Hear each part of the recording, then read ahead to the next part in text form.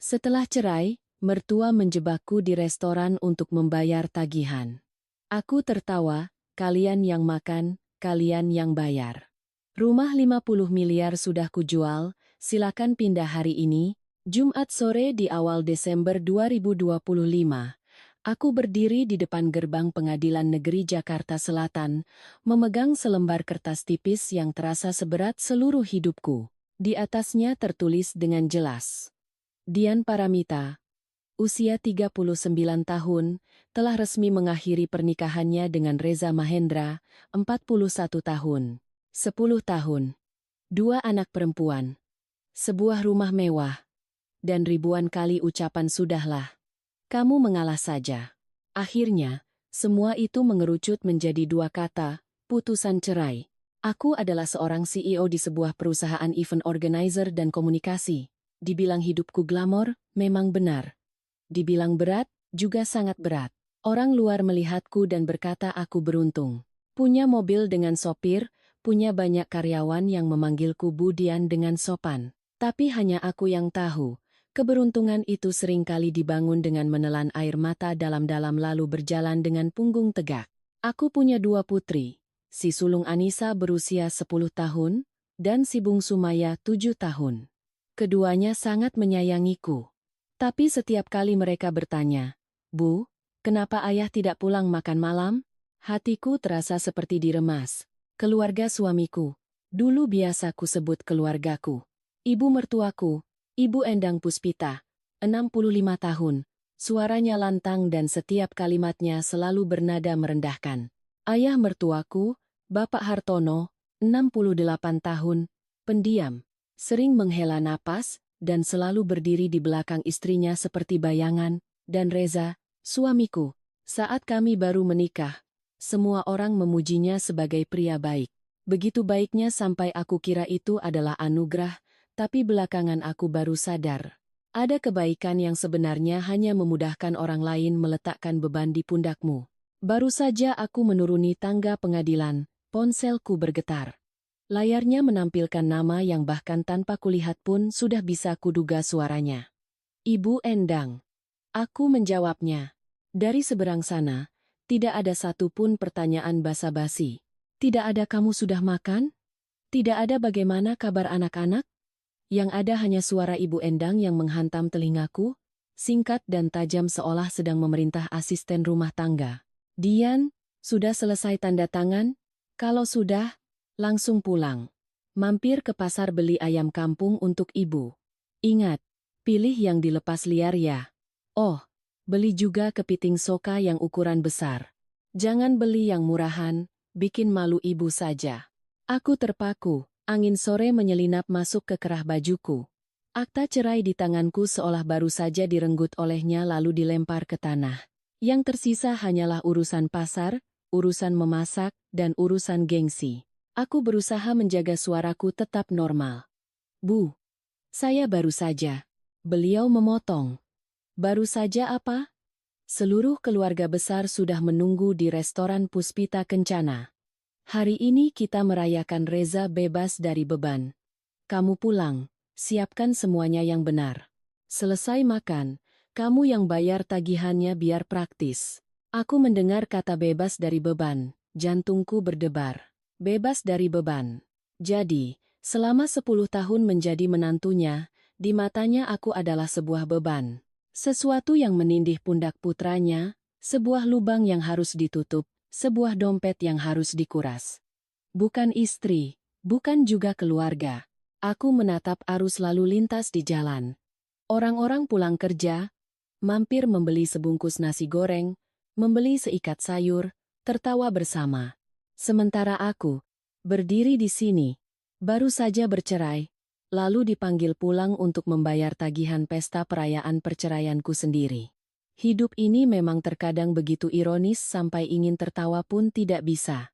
Ibu Endang masih melanjutkan, suaranya tegas seperti paku yang menancap. Ibu bilang dari sekarang biar kamu tahu. Jangan coba-coba blokir kartu kredit seperti perempuan sinting lainnya. Kartu tambahan yang ibu pegang itu kamu yang buatkan. Kalau kamu berani macam-macam, seluruh dunia akan menertawakan keluarga ini. Aku tidak langsung menjawab. Pikiranku melayang ke acara-acara selamatan dan lebaran di masa lalu. Aku berdiri di dapur sejak pagi, memasak rendang, opor ayam, dan sambal goreng ati.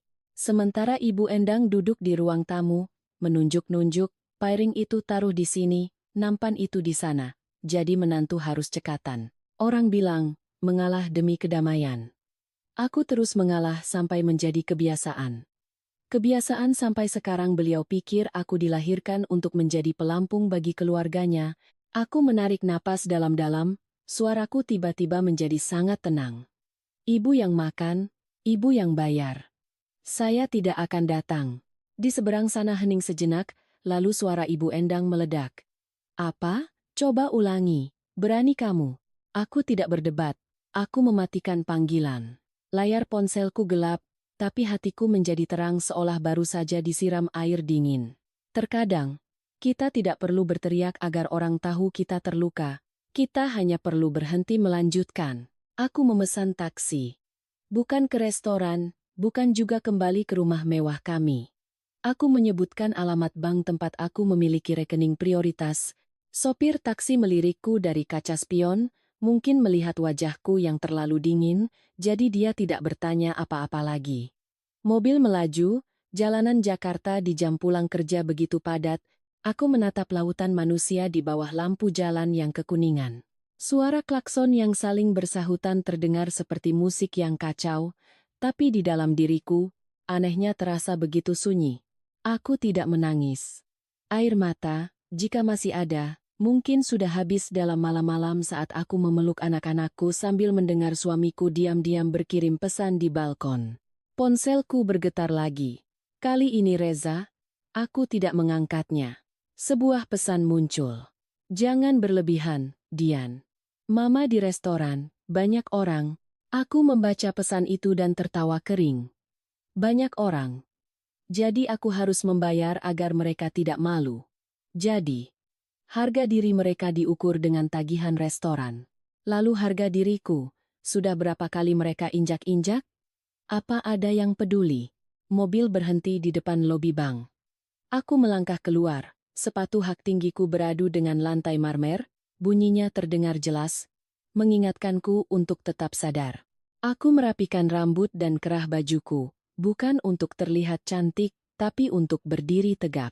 Di dalam, AC terasa sejuk, aroma esensial menguar. Aku mengambil nomor antrian dan duduk. Akta cerai di dalam tasku terasa seperti sertifikat kebebasan. Aku menatap lurus ke arah teller, membisikkan kalimat yang pernah diucapkan almarhumah ibuku. Nak, di dunia ini ada utang piutang. Tapi jangan pernah memikul utang yang bukan milikmu. Nomor antrianku muncul di layar. Aku tahu, sejak saat ini, beberapa pintu akan tertutup selamanya. Aku hanya perlu melakukan satu hal, dengan cepat, dengan tegas, seperti cara orang memotong seutas tali yang sudah lapuk, agar tidak terjerat lagi. Jika ada yang bertemu denganku di luar, mungkin sulit percaya bahwa aku pernah menjadi perempuan yang begitu mudah luluh. Orang melihat gelarku sebagai CEO, melihat mobil yang kunaiki, melihat cara karyawanku menyapa, "Selamat pagi, Bu Dian," lalu berpikir aku adalah wanita dingin yang penuh perhitungan. Padahal, saat baru menikah, aku adalah tipe orang yang selalu berkata pada diri sendiri, "Sudahlah, sesama keluarga, buat apa menang kalah?" Aku dan Reza Mahendra bertemu saat aku masih sering bekerja hingga larut malam demi sebuah acara. Rambutku lengket karena hairspray, tanganku memeluk laptop tapi mataku masih menyala. Reza saat itu seorang karyawan kantor biasa, bicaranya lembut. Mendengar ceritaku tentang klien yang mengubah konsep di menit-menit terakhir, dia hanya tersenyum ramah. "Kamu hebat sekali. Aku melihat caramu bekerja, aku kagum." Hanya satu kata kagum, tapi aku merasa sangat dihargai. Sesuatu yang sangat kurindukan sejak kecil karena aku yatim piatu dan harus berjuang sendiri. Saat pernikahan kami, keluarga Reza tidak kaya, tapi Ibu Endang sangat pandai menjaga citra. Beliau memintaku mengenakan kebaya merah dengan sulaman emas, menyiapkan seserahan lengkap. Katanya, keluarga kita mungkin tidak kaya, Tapi tata krama tidak boleh membuat kita diremehkan. Saat itu, aku masih berpikir bahwa sikapnya yang teliti itu wajar. 2 tahun pertama, Reza benar-benar suami yang baik. Gajinya tidak besar, hanya cukup untuk kebutuhan pribadinya, sementara karierku melesat. Proyek datang silih berganti, penghasilanku sebulan bisa setara dengan gaji tahunannya. Reza sering berkata, aku mungkin tidak pandai mencari uang, tapi aku akan menjadi sandaran batin untukmu. Aku mendengarnya dan hatiku sejuk, berpikir akhirnya ada seseorang yang mau berbagi beban, tapi hidup ini aneh. Ada beban yang awalnya kita pikul bersama, lama-kelamaan menjadi tanggung jawab kita sendiri. Tahun 2017, aku menerima warisan dari orang tuaku. Bukan karena aku serakah, tapi itulah peninggalan mereka untuk aku menggunakan sebagian uang itu, ditambah tabunganku sebelum menikah, untuk membeli sebuah rumah mewah di sebuah klaster eksklusif di area Pondok Indah. Harganya saat itu sekitar 43 miliar rupiah. Aku langsung membayar lunas. Semua dokumen, akta jual beli, semuanya atas namaku. Masalahnya tidak akan muncul jika suatu malam Reza tidak berlutut di hadapanku. Benar-benar berlutut. Dia menggenggam tanganku, matanya memerah. Dian, bolehkah namaku ikut tercantum di sertifikat rumah? Aku tidak ingin dicap sebagai suami numpang. Aku hanya butuh sedikit pengakuan agar orang lain menghargaiku. Aku menatap pria yang kucintai, teringat saat-saat dia menjemputku larut malam, teringat perasaan tidak lagi sendirian, aku pun luluh. Baiklah, kita cantumkan nama bersama agar kamu tenang. Sekarang kalau diingat-ingat, memang benar kata orang, terlalu baik pada orang lain bisa menyakiti diri sendiri. Lalu aku melahirkan Anissa pada tahun 2018. Selama masa nifas, aku masih bekerja, menidurkan anak sambil membalas email tim. Pernah suatu hari aku demam tapi masih harus rapat online. Ibu Endang datang menjenguk, memuji menantunya yang pandai mencari uang. Tapi setelah memuji, beliau menambahkan, pintar ya pintar, tapi perempuan tetap harus tahu urusan rumah tangga. Uang yang kamu hasilkan itu milik keluarga, jangan disimpan sendiri. Aku hanya tersenyum, mengira beliau hanya bercanda. Tapi sejak saat itu, beliau mulai membentuk peranku di keluarga. Acara selamatan, aku yang memasak. Lebaran, aku yang menyiapkan hantaran. Pernah suatu kali aku sedang mengurus acara besar di Senayan, beliau meneleponku menyuruh pulang lebih awal hanya untuk membuang daun kering di pot bunga karena akan ada tamu. Reza, sebagai penengah, hanya mengucapkan kalimat andalannya. Sabarlah sedikit, Mama kan sudah tua. Tahun 2021, aku melahirkan Maya. Keduanya perempuan, dan sejak itu, ucapan-ucapan yang tadinya terdengar biasa mulai terasa tajam. Ibu Endang menggendong cucunya sambil menghela napas. Anak perempuan juga tidak apa-apa, tapi keluarga itu harus punya laki-laki sebagai penerus. Bapak Hartono hanya diam sambil minum teh. Reza juga diam. Keheningannya saat itu terasa seperti anggukan setuju. Hatiku sakit, tapi tetap kutelan karena aku tidak ingin anak-anakku melihat orang tuanya bertengkar. Aku tetap berusaha menjaga keharmonisan. Pagi mengantar anak sekolah, siang ke kantor, malam pulang memasak. Makanan di rumah kami terkadang sederhana. Sayur asem, ikan goreng, dan sambal terasi. Tapi Ibu Endang tetap bisa berkomentar. Ikan gorengnya terlalu kering. Jadi perempuan kok begini? Bagaimana mau mempertahankan suami? Reza tidak membantah. Dia hanya mengambilkan sepotong ikan untukku, seolah itu caranya membelaku. Tapi tahukah Anda? Terkadang perempuan tidak butuh sepotong ikan, perempuan butuh satu kalimat tegas. Bu, ucapan ibu tidak benar. Tahun 2022, aku membuatkan Ibu Endang kartu kredit tambahan yang terhubung ke rekeningku. Awalnya hanya agar beliau mudah membelikan keperluan cucu-cucunya. Aku berpikir sederhana, mertua juga seperti ibu sendiri. Mengalah sedikit demi kedamaian. Aku tidak menyangka kartu itu menjadi kunci yang membuka semua batasan. Beliau membeli tas bermerek, perhiasan, setiap kali selalu dengan alasan yang sama. Ibu beli ini kan untuk dipakai ke arisan biar keluarga kita dipandang, bukan untuk ibu sendiri. Aku mulai merasa tidak nyaman. Gengsi beliau dibayar dengan kerja kerasku.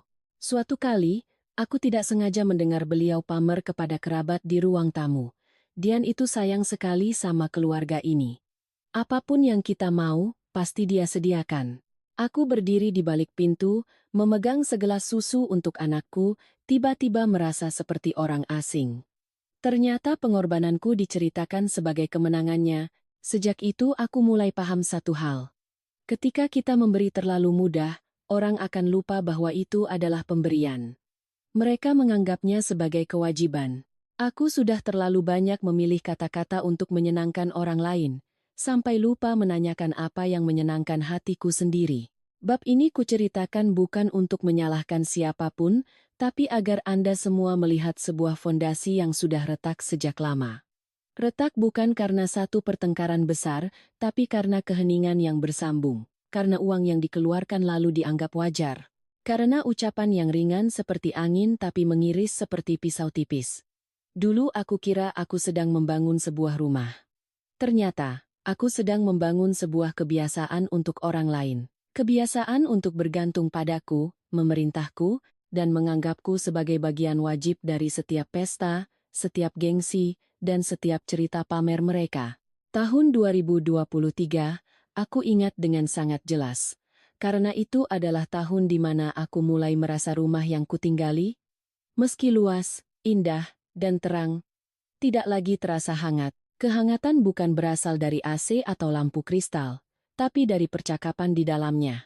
Dan sejak tahun itu, percakapan yang ditujukan untukku mulai terasa dingin. Awal tahun, Bapak Hartono terlibat dalam sebuah bisnis yang gagal. Aku tidak tahu detailnya, hanya mendengar selentingan tentang investasi, ajakan teman, janji keuntungan, dan akhirnya kerugian besar. Beliau yang biasanya pendiam, selama berminggu-minggu hanya menghela napas. Ibu Endang berbeda, beliau tidak menghela napas, beliau marah. Marah bukan pada yang berbuat salah, tapi pada orang yang paling mudah untuk dilampiaskan. Suatu malam, baru saja aku selesai menyuapi anak-anak dan sedang mencuci piring, Ibu Endang berdiri di pintu dapur, melipat tangan, menatapku dari atas ke bawah. Kamu ini katanya CEO, tapi lihat rumah ini. Dapur berantakan. Perempuan kalau tidak bisa menjaga rumah, nanti suaminya bosan. Aku meletakkan piring, berusaha tenang. Iya, Bu, segera saya bereskan. Beberapa hari ini saya pulang malam karena ada proyek. Beliau memotong. Proyek. Proyek. Cari uang banyak tapi tidak bisa menjaga kehangatan rumah, percuma saja. Kalimat itu tidak kasar, tapi menghina.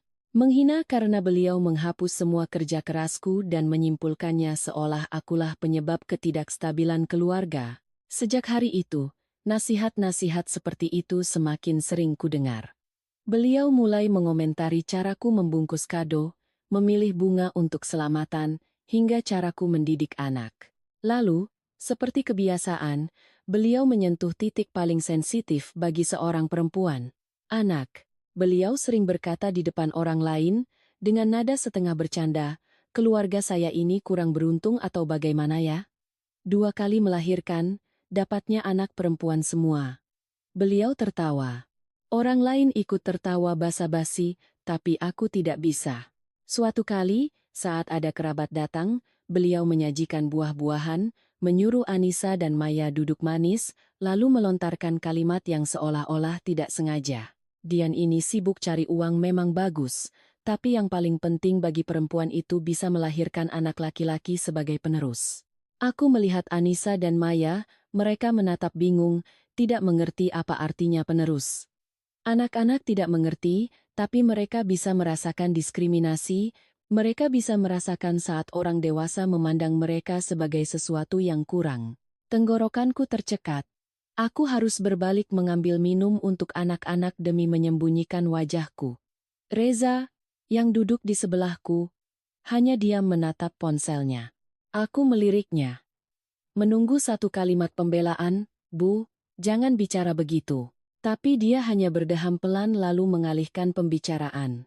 Keheningannya, meski tidak berisik, membuatku merasa sangat kesepian. Orang bilang, suami istri sehati. Lautan pun bisa dikeringkan.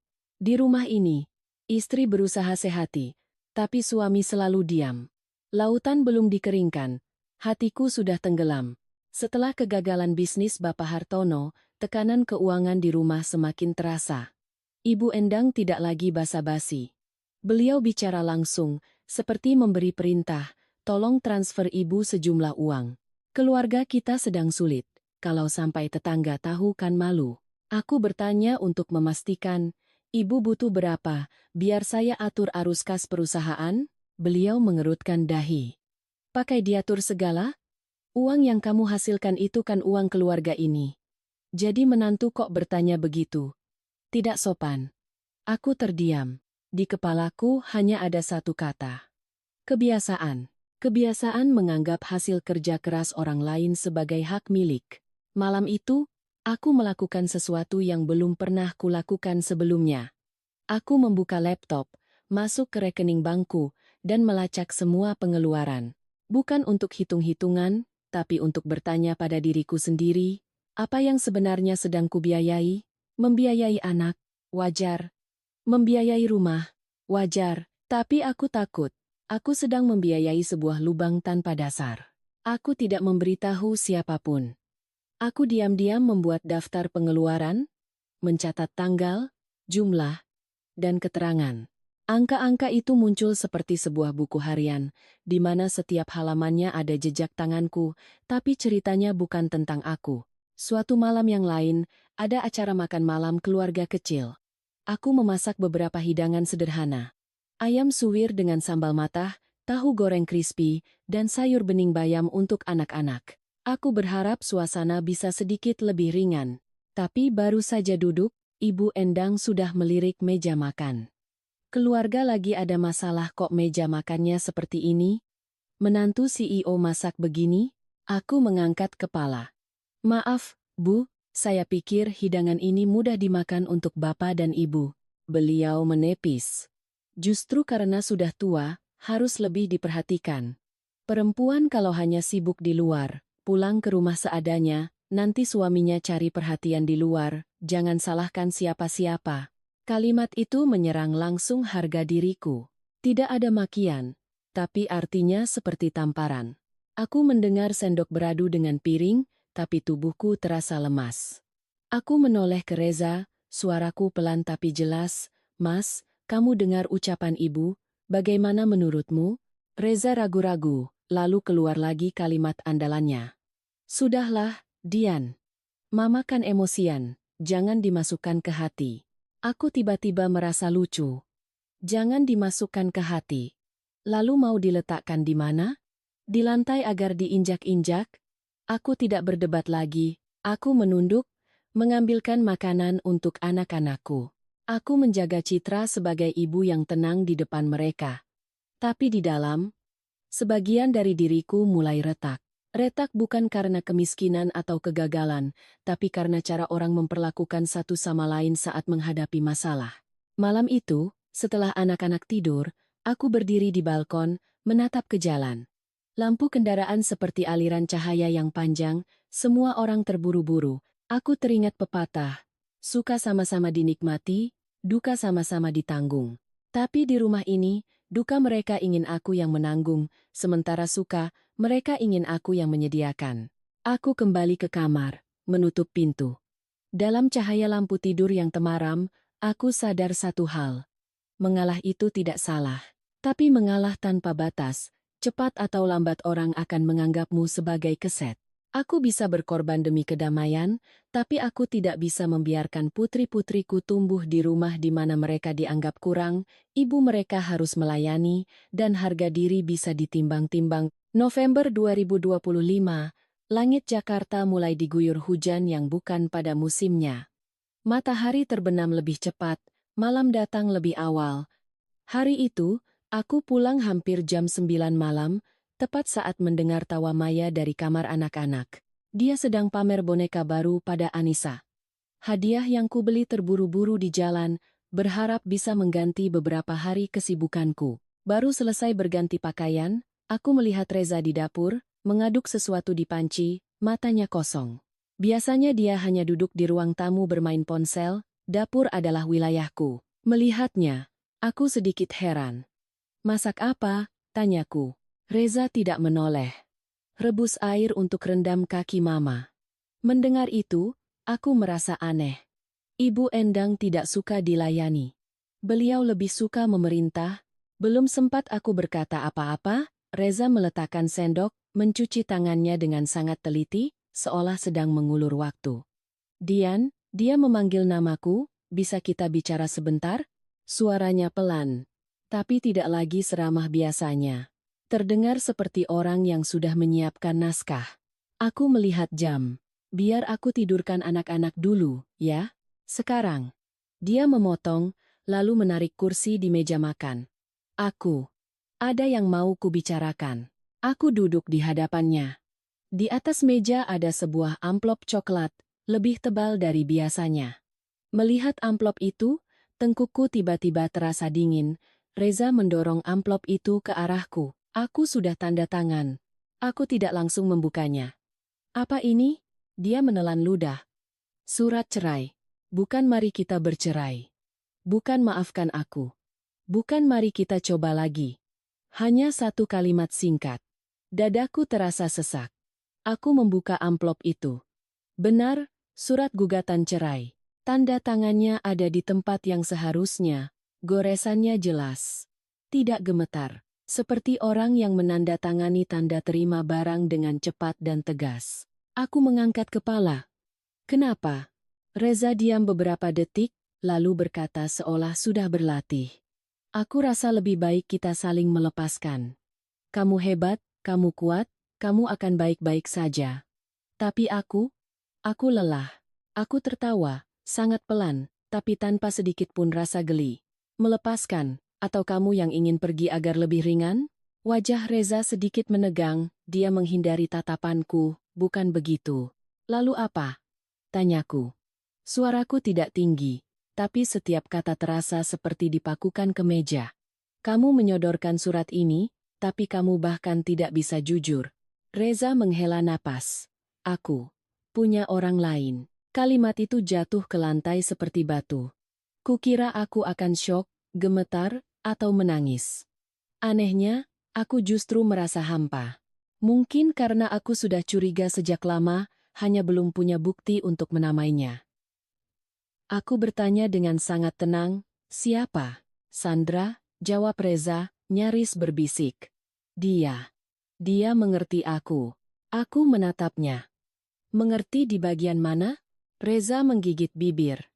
Dia tidak menekanku, tidak membuatku merasa tidak berguna.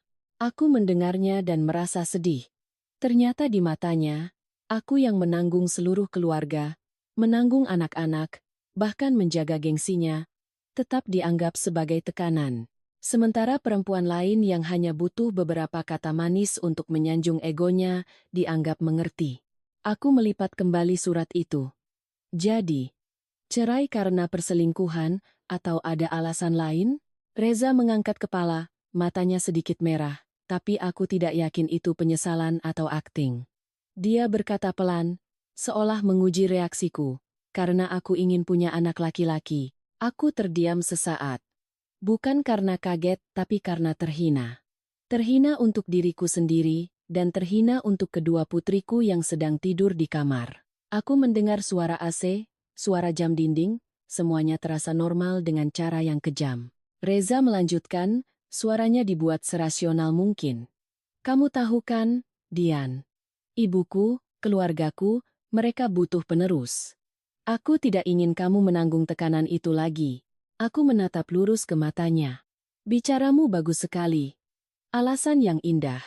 Indah agar orang tidak menghujatmu sebagai pria tidak tahu terima kasih, tidak menghujatmu sebagai pengkhianat.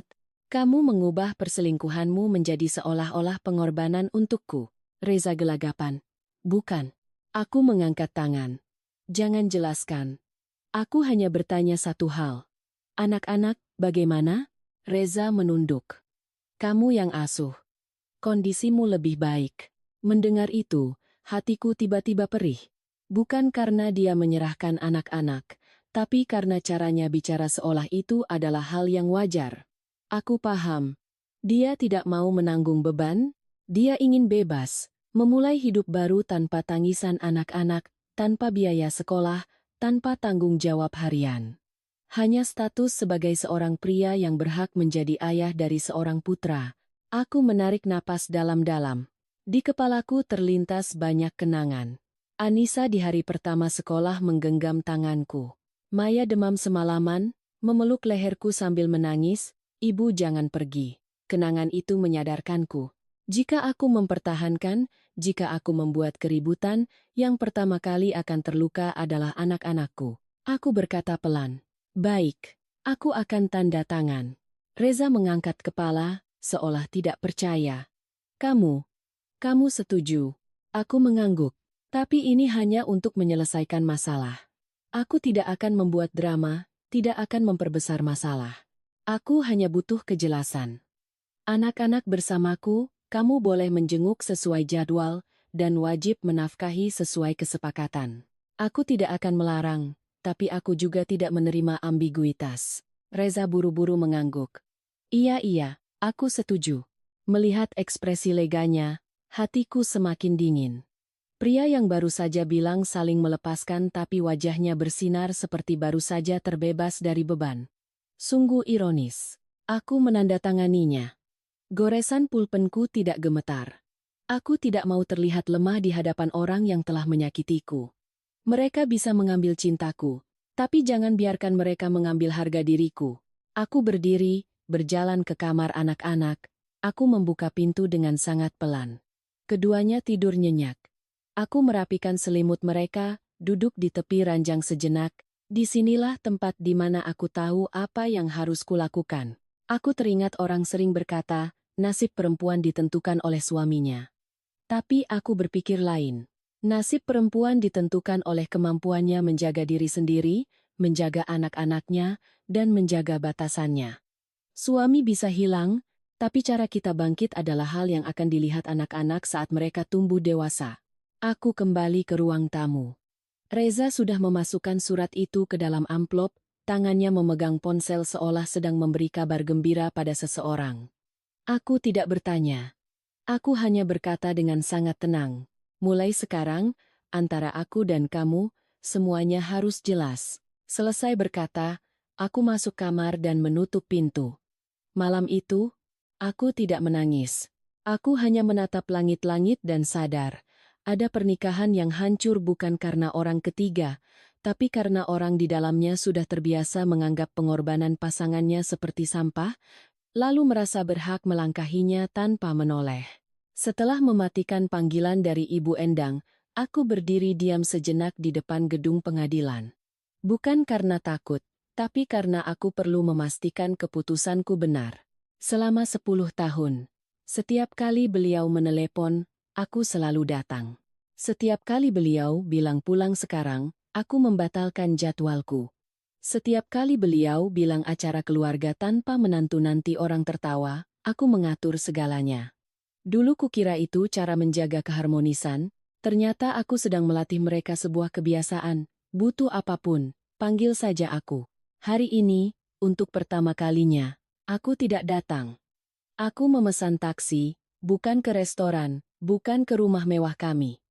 Aku menyebutkan alamat bank tempat rekening prioritasku. Sopir melirikku dari kaca spion, mungkin melihat wajahku yang tidak ceria, jadi dia hanya mengangguk dan melaju.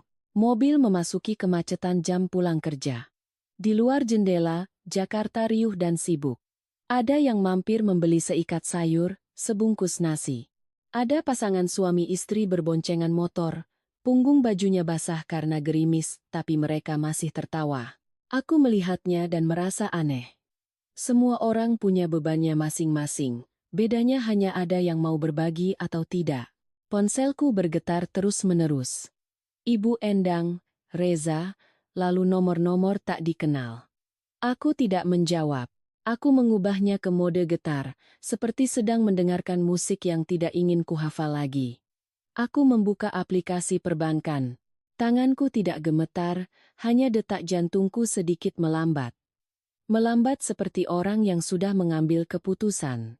Aku masuk ke menu manajemen kartu, melihat kartu kredit tambahan atas nama Ibu Endang dengan limit tinggi yang terhubung langsung ke rekening utamaku. Kartu yang dulu kubuat karena percaya akan memudahkannya berbelanja untuk cucu, ternyata malah membuatnya mudah tangan. Aku menekan tombol blokir sementara. Layar meminta konfirmasi. Aku menekan setuju. Hanya satu tindakan. Tapi di hatiku terasa seperti ada seutas tali yang putus. Rasanya bukan puas, tapi lega. Lega seperti baru saja menurunkan sekarung beras yang sudah terlalu lama kupanggul. Aku belum berhenti. Aku masuk ke menu hak akses, mengubah kata sandi, menonaktifkan perangkat asing yang terhubung, dan membatalkan fitur pembayaran otomatis dari akun-akun tambahan. Aku melakukannya dengan perlahan dan hati-hati. Orang bilang perempuan kalau marah suka nekat. Aku tidak. Aku melakukannya seperti sedang menangani sebuah kontrak. Semakin sakit, semakin harus sadar. Tiba di bank, aku masuk ke lobi. AC-nya sejuk, lampunya putih, semuanya bersih dan impersonal. Aku mengambil nomor antrian dan duduk. Di sekitarku ada lansia yang menabung, ada ibu muda yang membuka rekening untuk anaknya. Semua sibuk dengan urusannya masing-masing. Tidak ada yang tahu aku baru saja menandatangani surat cerai kurang dari 2 jam yang lalu. Nomorku dipanggil. Aku menuju teller prioritas. Bertemu dengan seorang karyawati muda dengan senyum profesional. Selamat sore, Bu Dian. Ada yang bisa dibantu? Aku bicara langsung. Saya mau memblokir permanen semua kartu tambahan yang terhubung ke rekening ini, sekaligus memperbarui hak akses agar hanya bisa diakses oleh saya. Karyawati itu sedikit terkejut, tapi tetap tenang. Baik, Bu. Mohon dokumennya untuk verifikasi. Aku menyerahkan dokumen-dokumen yang diperlukan. Saat dia memprosesnya, aku menatap layar di hadapanku. Kata-kata batalkan kartu tambahan. Blokir permanen, perbarui perangkat terpercaya muncul satu persatu. Aku mendengar suara ketikan keyboard, terasa seperti detak jam yang menandai dimulainya hidup baru. Karyawati itu bertanya, apakah Ibu ingin mempertahankan limit kartu utama seperti semula? Aku menjawab, ya. Tapi saya mau mengatur notifikasi pengeluaran. Setiap transaksi di atas nominal tertentu harus ada pemberitahuan langsung. Dia mengangguk. Baik, Bu. Aku tidak bercerita, tidak mengeluh. Terkadang, perempuan kalah bukan karena lemah, tapi karena terlalu banyak menjelaskan. Semakin banyak menjelaskan, semakin banyak celah bagi orang lain untuk masuk ke dalam hidup kita. Saat aku sedang menandatangani formulir di sana, di tempat lain, di restoran Puspita Kencana, suasana pasti sedang riuh. Aku tidak ada di sana, tapi aku bisa membayangkan Ibu Endang duduk di tengah, tertawa keras, menunjuk-nunjuk menu. Pesan lagi, hari ini kita merayakan Reza bebas dari beban. Kerabat-kerabat lain pasti ikut mengangkat gelas. Selamat, selamat, dan Reza pasti berusaha terlihat tenang, seolah dia baru saja membuat keputusan yang sangat tepat. Hanya saja, hidup ini seringkali punya aturan tak tertulis. Serakah membawa celaka. Mereka berpesta tanpa tahu siapa yang akan membayar.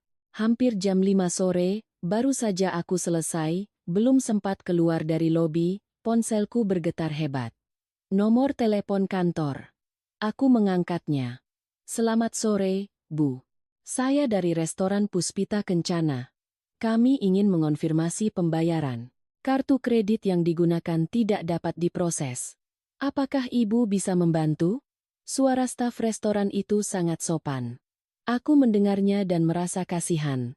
Mereka hanya menjalankan tugas. Aku berkata dengan tenang, saya tidak bisa membantu. Saya tidak ada sangkut pautnya lagi. Di seberang sana terdengar kebingungan. Tapi, Bu, di sistem kami. Aku memotong dengan lembut.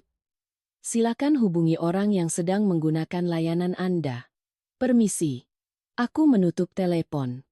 Seketika, pesan masuk bertubi-tubi. Dari Ibu Endang. Kamu main-main ya. Dari Reza. Jangan berlebihan. Dian. Ada apa-apa kita bicarakan di rumah. Lalu beberapa nomor tak dikenal, mungkin kerabat. Aku menatap layar sejenak, tidak membalas. Aku teringat pepatah, biar miskin asal terhormat. Aku tidak miskin, Tapi aku haus akan satu hal, rasa hormat. Dan rasa hormat tidak bisa diminta, ia hanya bisa didapat dengan menetapkan batasan. Aku keluar dari bank, mampir ke sebuah kafe kecil di dekatnya. Aku memesan segelas kopi susu panas. Bukan karena ingin yang manis, tapi karena aku butuh sesuatu yang hangat saat ini. Saat kopi disajikan, uap panasnya mengepul. Aku baru sadar tanganku dingin. Aku menyesapnya seteguk. Rasa manis bercampur pahit, persis seperti hidupku selama 10 tahun terakhir. Bedanya, hari ini aku tidak lagi menelannya sendirian dalam gelap. Aku telah melangkah ke tempat terang, meskipun terkadang silaunya menyakitkan mata. Aku mematikan mode getar di ponsel, meletakkannya terbalik di meja. Di luar sana mereka pasti sedang panik. Tapi di dalam diriku, untuk pertama kalinya, ada ketenangan. Bukan tenang karena semua baik-baik saja, tapi tenang karena aku telah mulai menjaga diriku sendiri. Malam itu, aku menyetir pulang ke rumah mewah kami saat lampu-lampu kota sudah menyala. Kompleks perumahan masih bersih dan sunyi seperti biasa, hanya hatiku yang tidak lagi sunyi. Melewati gerbang keamanan, aku melihat beberapa tetangga yang sedang menyiram tanaman melirik ke arah rumahku, lebih sering dari biasanya. Aku tidak perlu bertanya, aku sudah bisa menebak mereka mendengar desas-desus dari restoran. Di dunia ini, kabar buruk menyebar lebih cepat dari angin. Lampu ruang tamu menyala terang. Begitu aku membuka pintu, aroma parfum yang menyengat langsung menyeruak. Aroma yang biasa dipakai Ibu Endang saat pergi ke pesta, seolah takut orang lain tidak tahu statusnya. Di atas meja ada sekantong makanan bawa pulang dari restoran, masih tersegel. Di sampingnya, beberapa gelas es batu yang sudah mencair. Melihat pemandangan itu, aku merasa getir. Mereka tetap membawa pulang makanan, tetap mempertahankan gengsi. Hanya saja, orang yang harus membayar, mereka anggap sudah pasti aku. Ibu Endang duduk di tengah sofa, punggungnya lurus seperti penggaris. Reza berdiri di dekat jendela, memegang ponsel, wajahnya pucat. Pucat seperti orang yang baru saja dipermalukan tapi tidak tahu harus menyalahkan siapa. Begitu melihatku, Ibu Endang langsung berdiri. Hebat sekali kamu, Dian Paramita. Beliau memanggil nama lengkapku, tidak ada lagi Nak atau Dian. Kamu membuat seluruh keluarga malu di depan kerabat. Staf restoran menunggu seperti menagih utang. Kamu pikir itu keren? Aku meletakkan tasku di meja, melepas sepatu hak tinggiku dengan perlahan. Aku tidak mau terbawa emosinya yang meledak-ledak.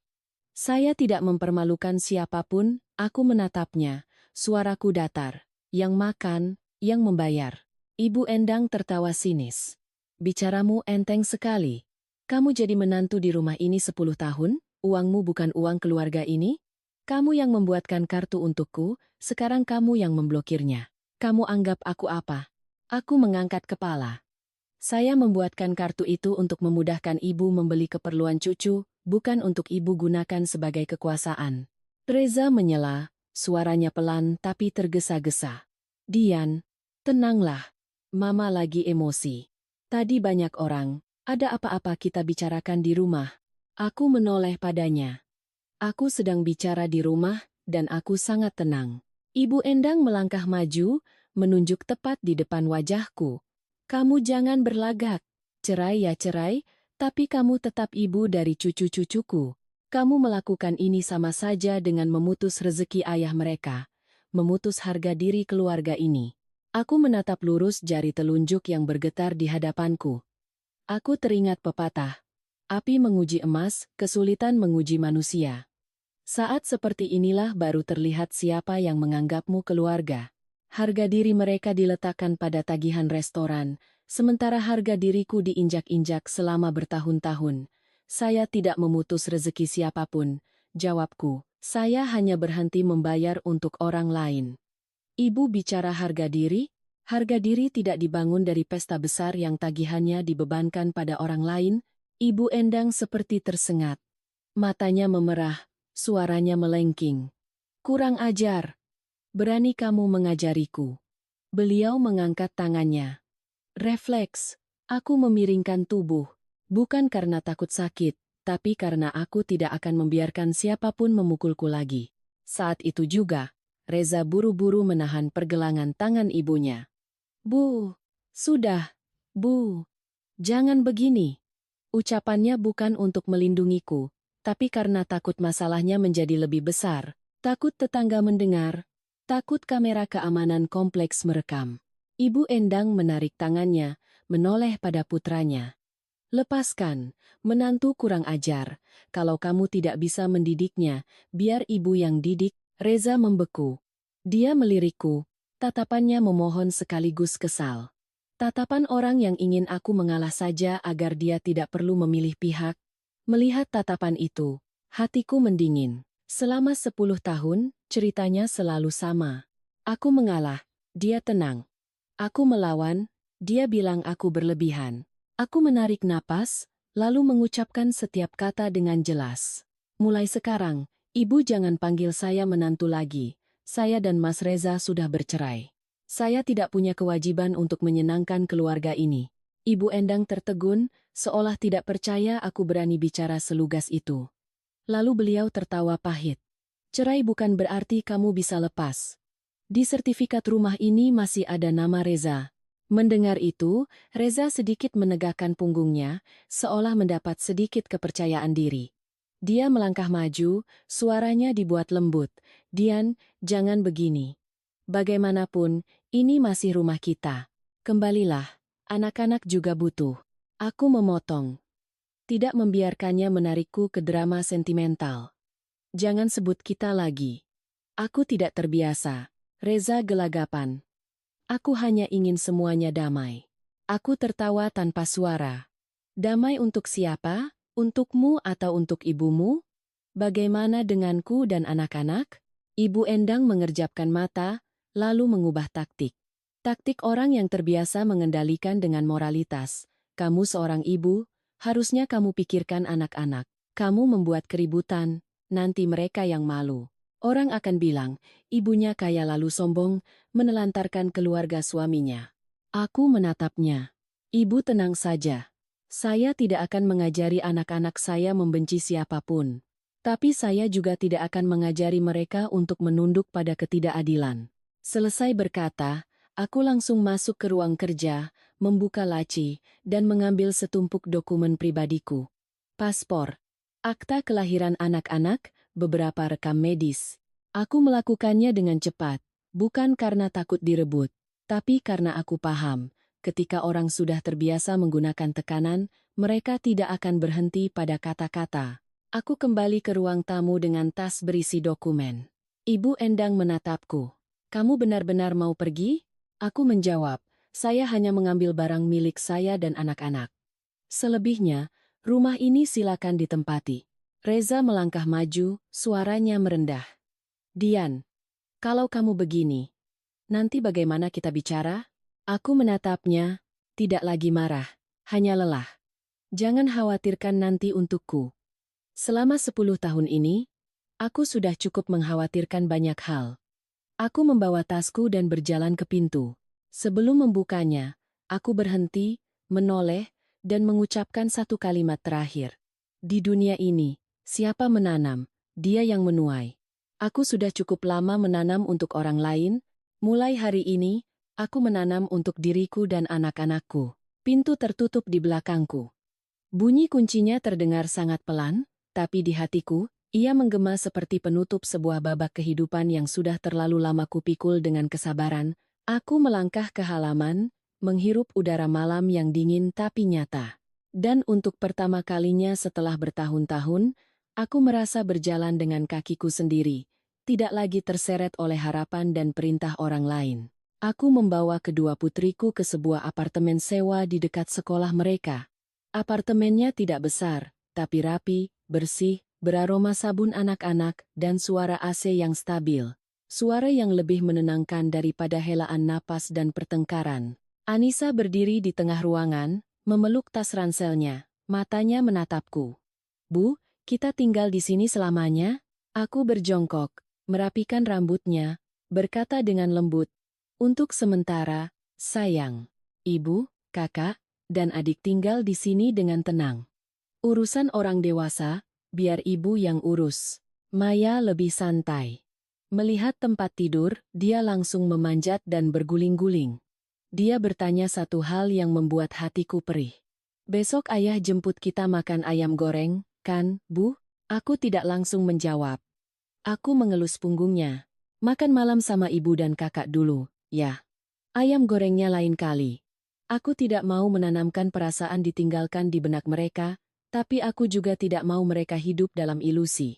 Ada hal-hal yang anak-anak akan pahami dengan caranya sendiri. Tugasku adalah memilih cara bicara yang tidak melukai.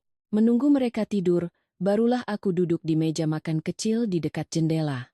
Di luar, kendaraan masih lalu lalang, cahaya kota memantulkan warna kuning pucat ke langit-langit. Aku membuka ponsel, bukan untuk melihat panggilan tak terjawab, tapi untuk membaca satu pesan dari Reza. "Jangan kira dengan memblokir kartu semuanya selesai. Nama aku ada di sertifikat rumah. Kalau kamu memperbesar masalah, kamu sendiri yang rugi." Aku membaca kalimat itu dan tertawa, tapi setelah itu aku merasa dingin. Manusia memang aneh. Saat butuh, memanggil istri. Saat ingin menekan, mengandalkan nama di sertifikat. Kasih sayang berubah menjadi klausul. Aku mengambil laptopku, membuka sebuah folder rahasia yang kusimpan sejak lama. Di dalamnya ada pindaian surat wasiat orang tuaku, dokumen warisan, laporan rekening bank sebelum aku menikah, dan kontrak jual beli rumah, tahun 2017. Aku menatap angka-angka di layar, semuanya jelas, uangku dari sebelum menikah. Aku tidak kaya mendadak, aku kaya karena warisan dan karena aku bekerja keras. Malam-malam lembur demi acara, pagi-pagi buta belajar, saat-saat berdiri di panggung tersenyum pada klien sementara perutku sakit karena stres. Semuanya ada di sana, dalam setiap baris transaksi. Aku ingat hari aku membayar uang muka rumah.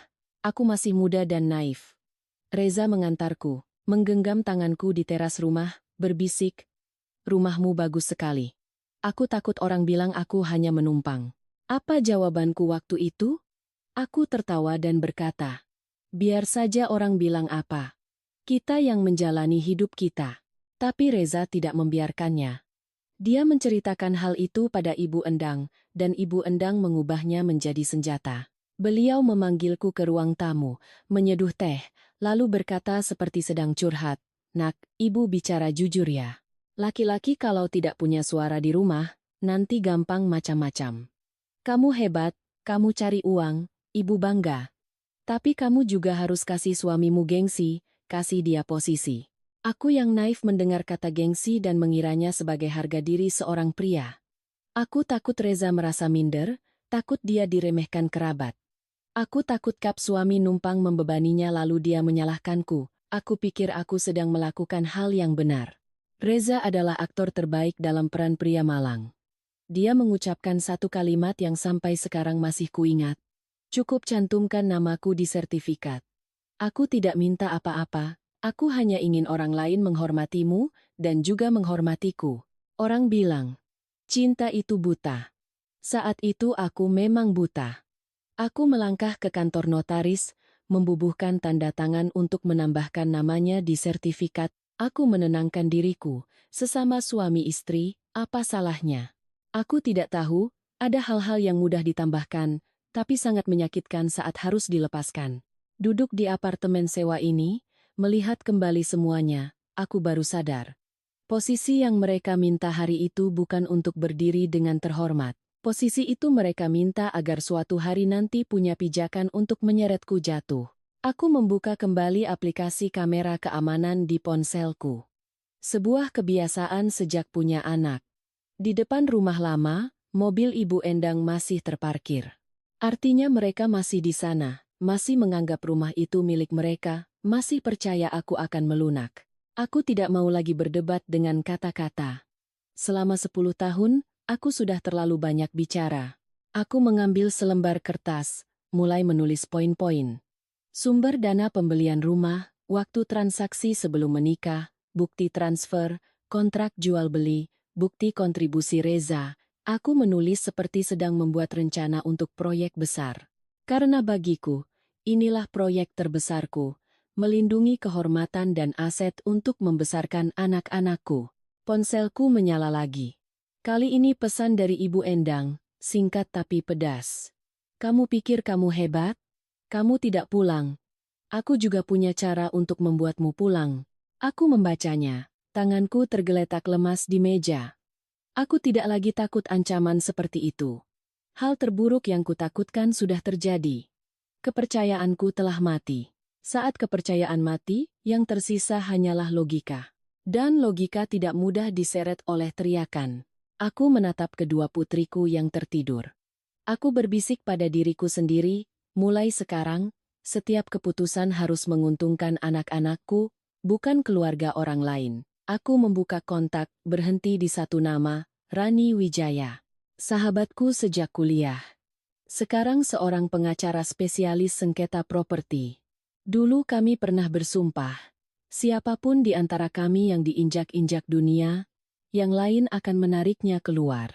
Sudah lama aku tidak meminta bantuan, tapi kali ini aku tahu, aku tidak bisa berjalan sendirian. Aku mengetik satu baris pesan. Ran, aku butuh kamu. Masalah properti dan cerai. Besok bisa ketemu? Setelah mengirimnya, aku mematikan layar, bersandar di kursi. Hatiku tidak lagi bingung, tapi tenang dengan cara yang aneh. Tenang karena aku sadar, untuk mendapatkan keadilan, aku tidak bisa mengandalkan air mata. Aku harus mengandalkan bukti dan hukum. Keesokan paginya, aku bangun lebih awal. Bukan karena kebiasaan, tapi karena pikiranku tidak mengizinkanku tidur lebih lama. Kedua putriku masih terlelap, aku duduk di samping mereka sejenak, mendengarkan napas teratur mereka, mengingatkan diriku sendiri, semua harus diselesaikan dengan rapi, pasti, dan bersih. Aku mengirim pesan pada Rani. Rani hanya membalas 3 kata. Ketemu sekarang. Sarapan. Kami bertemu di sebuah warung soto Betawi legendaris di sebuah gang kecil. Tempatnya sederhana tapi selalu ramai. Aroma serai, kaldu, dan bawang goreng begitu harum. Orang-orang duduk berdesakan, memesan soto, es teh, dan kerupuk. Ritme kehidupan yang normal membuatku merasa seperti berada di antara dua dunia. Rani datang tepat waktu. Posturnya tetap ramping, rambutnya diikat rendah, matanya tajam dan tenang. Dia menatapku sekilas, menarik kursi, dan duduk. Tanpa bertanya, "Kamu baik-baik saja?" Dia langsung ke inti. "Sudah resmi cerai?" Aku mengangguk. Sudah. Tapi belum selesai, karena mereka masih menganggapku mesin ATM. Rani memesan 2 mangkuk soto, lalu menatapku lurus. Ceritakan dari awal. Aku butuh lini masa, sedetail mungkin. Aku menarik napas, mulai bercerita. Tapi tidak dengan air mata. Aku bercerita dengan fakta. Tentang telepon Ibu Endang yang menyuruhku membayar tagihan pesta bebas dari beban. Tentang aku memblokir kartu. Tentang insiden di rumah. Tentang Reza yang mengandalkan nama bersama di sertifikat. Rani tidak memotong.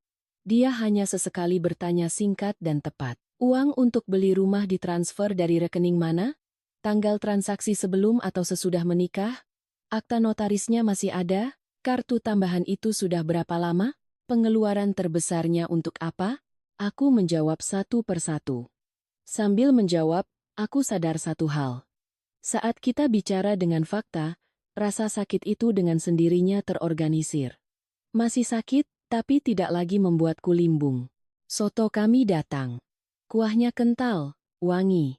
Rani menambahkan sedikit sambal, makan satu suap, lalu berkata pelan, "Secara moral kamu benar. Tapi secara hukum, posisimu lemah karena nama bersama di sertifikat. Jujur saja, tanpa bukti kuat, bahwa dana itu aset pribadimu sebelum menikah, mereka punya celah untuk berdebat panjang." Aku terdiam. Aku punya surat wasiat, laporan rekening, kontrak, semuanya. Rani mengangguk. Bagus. Tapi kita harus strategis, tidak bisa semua dikeluarkan sekaligus. Dan yang terpenting, mereka akan mencoba menghilangkan bukti jika ada kesempatan. Jadi apa yang harus kulakukan pertama kali? Tanyaku. Rani meletakkan sendoknya, menjelaskan dengan sangat jelas. 1. Kumpulkan semua bukti aliran dana, wasiat, laporan rekening, kontrak jual beli, slip transfer, surat keterangan bank. Apapun yang membuktikan kamu membayar sebelum menikah. Salin ke cloud, cetak, buat daftarnya. 2. Cari saksi. Agen properti, notaris, atau siapapun yang tahu kapan kamu membeli rumah itu dan dari mana uangnya. 3. Buktikan kontribusi Reza hampir tidak ada. Dan sebaliknya, dia justru menikmati keuntungan dari asetmu. Pengeluaran tidak wajar, permintaan uang, penyalahgunaan kartu tambahan, semua itu adalah data. Rani menatapku, menekankan setiap katanya. Kamu tidak akan menang dengan berdebat melawan Ibu Endang. Kamu akan menang dengan dokumen. Mendengar itu, jantungku berdebar lebih kencang. Bukan karena takut, tapi karena jalan keluar mulai terlihat. Lalu rumah yang mereka tempati? Kalau mereka berbuat nekat? Rani menjawab cepat. Kita bisa ajukan permohonan sita jaminan. Tapi sebelum itu, kamu harus pastikan semua dokumen asli aman. Aku tanya jujur, dokumen aslinya di mana? Aku menelan ludah. Sebagian aku pegang, sebagian mungkin masih di brankas di rumah. Rani sedikit mengerutkan dahi. Itu berbahaya. Kamu harus ambil dokumen itu sebelum mereka bertindak. Aku meletakkan sendokku. Aku juga berpikir begitu. Semalam aku sudah mengambil akta kelahiran anak-anak dan paspor, tapi berkas rumah belum berani. Rani mengeluarkan ponselnya, membuat daftar hal-hal yang harus kuambil.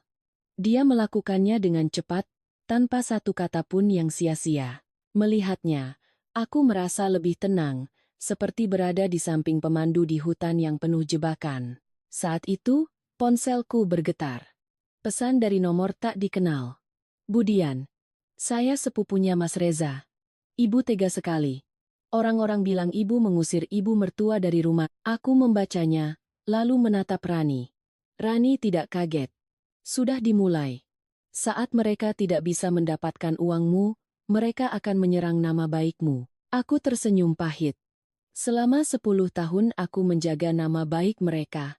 Sekarang mereka yang menodainya. Rani meletakkan tangannya di mejaku, suaranya tetap datar. Biarkan saja.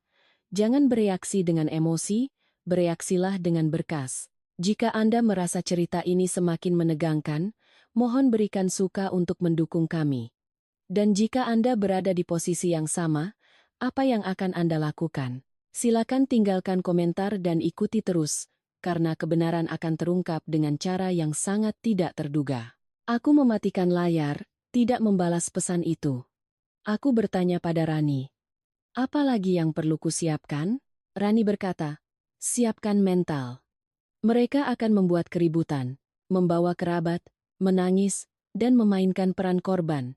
Tapi ingat satu hal, memukul ular harus tepat di kepalanya. Kepala ular di sini adalah dokumen dan tanda tangan. Kamu boleh lembut pada anak-anakmu, tapi jangan lembut pada jebakan. Aku mengangguk. Tiba-tiba aku merindukan hal yang sangat sederhana, bernapas dengan normal.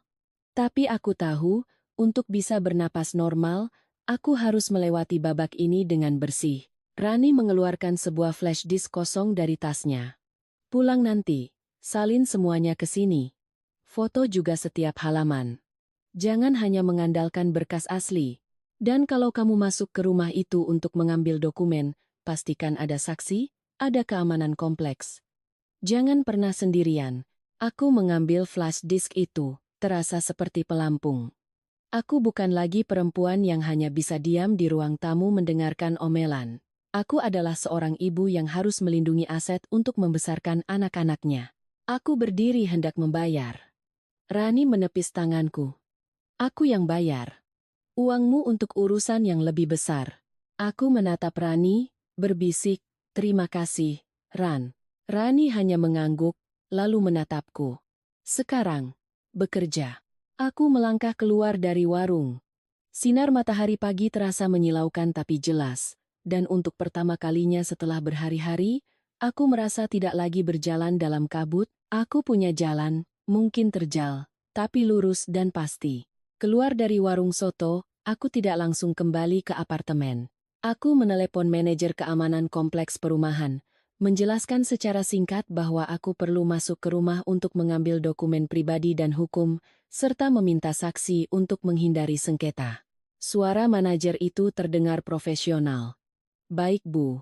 Silakan ke gerbang utama, nanti saya tugaskan 2 petugas untuk mendampingi, mohon bawa identitas diri.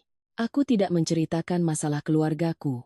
Aku hanya bicara seperlunya, karena aku paham, semakin sedikit kata-kata yang tidak perlu, semakin sedikit celah. Di kepalaku saat itu hanya ada satu tujuan. Mengambil dokumen asli, menyalinnya, dan meninggalkan rumah itu dengan aman. Kurang dari setengah jam kemudian, aku tiba di gerbang. 2 petugas keamanan dan seorang supervisor mendampingiku. Aku menunjukkan kartu akses, menandatangani buku tamu. Dulu aku merasa prosedur ini merepotkan, hari ini aku justru bersyukur. Karena bukti tertulis adalah pelindungku. Mobil berhenti di depan gerbang rumah. Begitu turun, aku langsung merasakan ada yang aneh. Gembok pagarnya sudah diganti. Instingku mengatakan Rani benar. Mereka tidak hanya berteriak, mereka bertindak. Aku menoleh pada supervisor. Pak, tolong dicatat.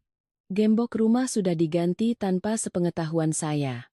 Bapak itu mengangguk, mengeluarkan ponsel, memotret, lalu memanggil tim teknisi. Sambil menunggu, aku menatap gerbang besi itu, hatiku perih. Rumah yang kubeli dengan uangku, kurawat setiap sudutnya, sekarang aku berdiri di luarnya seperti orang asing. Teknisi datang, membuka paksa gembok dengan disaksikan petugas keamanan. Gerbang terbuka. Aku melangkah masuk ke halaman. Aroma rumput basah masih sama seperti biasa. Tapi pintu utama berbeda. Gagang pintunya lecet. Di sekitar lubang kunci, ada bekas congkelan. Aku menyentuhnya, hatiku mencelos. Supervisor itu berkata, "Ibu masuk perlahan saja. Kalau ada apa-apa segera panggil kami." Aku mengangguk. Aku mendorong pintu. Ruang tamu lebih gelap dari biasanya. Baru saja melangkah masuk, aku melihat bantal sofa terlempar di lantai, beberapa kertas berserakan. Aku berjalan pelan, mataku mengamati sekeliling. Kursi bergeser, laci meja TV terbuka, vas bunga diletakkan miring. Ini bukan berantakan, ini bekas penggeledahan. Aku menuju ruang kerja, dan jantungku serasa diremas. Laci-laci meja ditarik keluar, isinya diobrak-abrik, map-map berserakan di lantai. Lemari arsip di sudut ruangan terbuka, beberapa sampulnya sobek. Aku melihat kursi kerjaku terdorong ke belakang, seolah seseorang baru saja panik. Aku membungkuk, memungut selembar kertas, salinan kontrak lama yang sudah diremas. Aku ingat pesan Rani, jangan sendirian. Aku memanggil supervisor dan petugas keamanan untuk berdiri di ambang pintu ruang kerja. Sebagai saksi, dan untuk melindungiku, aku menyalakan kamera ponsel, merekam semuanya. Setiap benda yang kusentuh, aku narasikan pelan. Laci digeledah, lemari arsip terbuka, dokumen berantakan. Untungnya, aku punya brankas kecil yang tersembunyi di balik sebuah lukisan kanvas. Reza tahu aku punya brankas, tapi tidak tahu kombinasinya. Kombinasinya adalah tanggal kematian ibuku, hari yang tidak akan pernah kulupakan dan tidak akan pernah mereka pedulikan. Aku menyingkap lukisan, memasukkan kombinasi. Klik. Pintu brankas terbuka. Di dalamnya, surat warisan, akta wasiat yang sudah dilegalisir, kontrak jual-beli, laporan rekening bank dari sebelum menikah, dan salinan akta penambahan nama Reza. Semuanya masih utuh. Aku menghela napas, bukan lega sepenuhnya, tapi seperti baru saja menghindari pukulan fatal. Aku mengeluarkan tas dokumen yang sudah kusiapkan, memasukkan semua berkas, mengelompokkannya. Aku tidak mengambilnya sekaligus. Aku mengambilnya satu persatu, memotret setiap halaman penting sebelum memasukkannya ke dalam tas. Saat sedang merapikan, aku menemukan sebuah amplop tipis terselip di sudut brankas. Bukan amplopku. Aku menariknya keluar. Isinya setumpuk struk belanja, tas bermerek, jam tangan, perhiasan. Tanggal di struk-struk itu cocok dengan saat-saat aku mentransfer uang pada Reza dengan alasan membantu orang tua. Aku menatap angka-angka itu, perutku mual. Ternyata, saat aku lembur membuat proposal, Uang yang kuperoleh mereka gunakan untuk pamer. Aku tidak menyesali uangnya. Aku menyesali kepercayaanku yang kulemparkan ke lubang tanpa dasar. Aku tidak marah. Aku hanya semakin melihat sifat asli mereka. Di luar bicara moral, di dalam penuh perhitungan, aku memasukkan struk-struk itu ke map terpisah, memberinya label, pengeluaran tidak wajar. Saat semuanya sudah di dalam tas, aku melihat sekeliling ruang kerja sekali lagi. Sebuah rak buku terbuka, di dalamnya ada beberapa album foto lama. Tadinya aku mau mengabaikannya, tapi instingku menyuruhku untuk membukanya. Aku membuka album itu. Foto pernikahan, liburan, ulang tahun anak-anak. Bingkai-bingkai yang dulu membuatku merasa punya keluarga. Aku membalik beberapa halaman, sampai ke bagian foto-foto kuliah Reza. Dan di sana, aku melihat sebuah foto grup di depan gerbang kampus. Di foto itu, Reza berdiri di depan, di sampingnya ada Rani Wijaya.